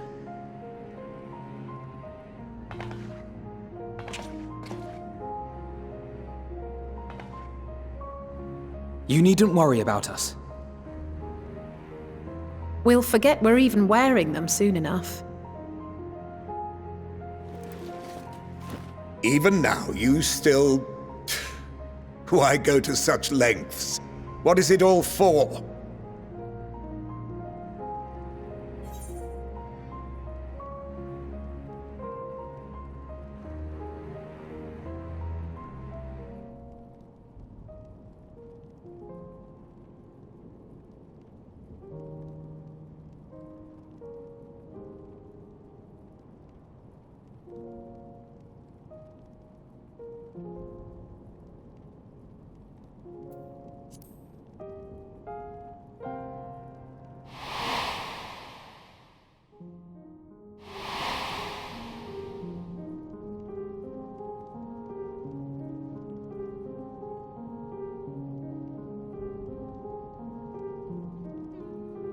You are a curious one.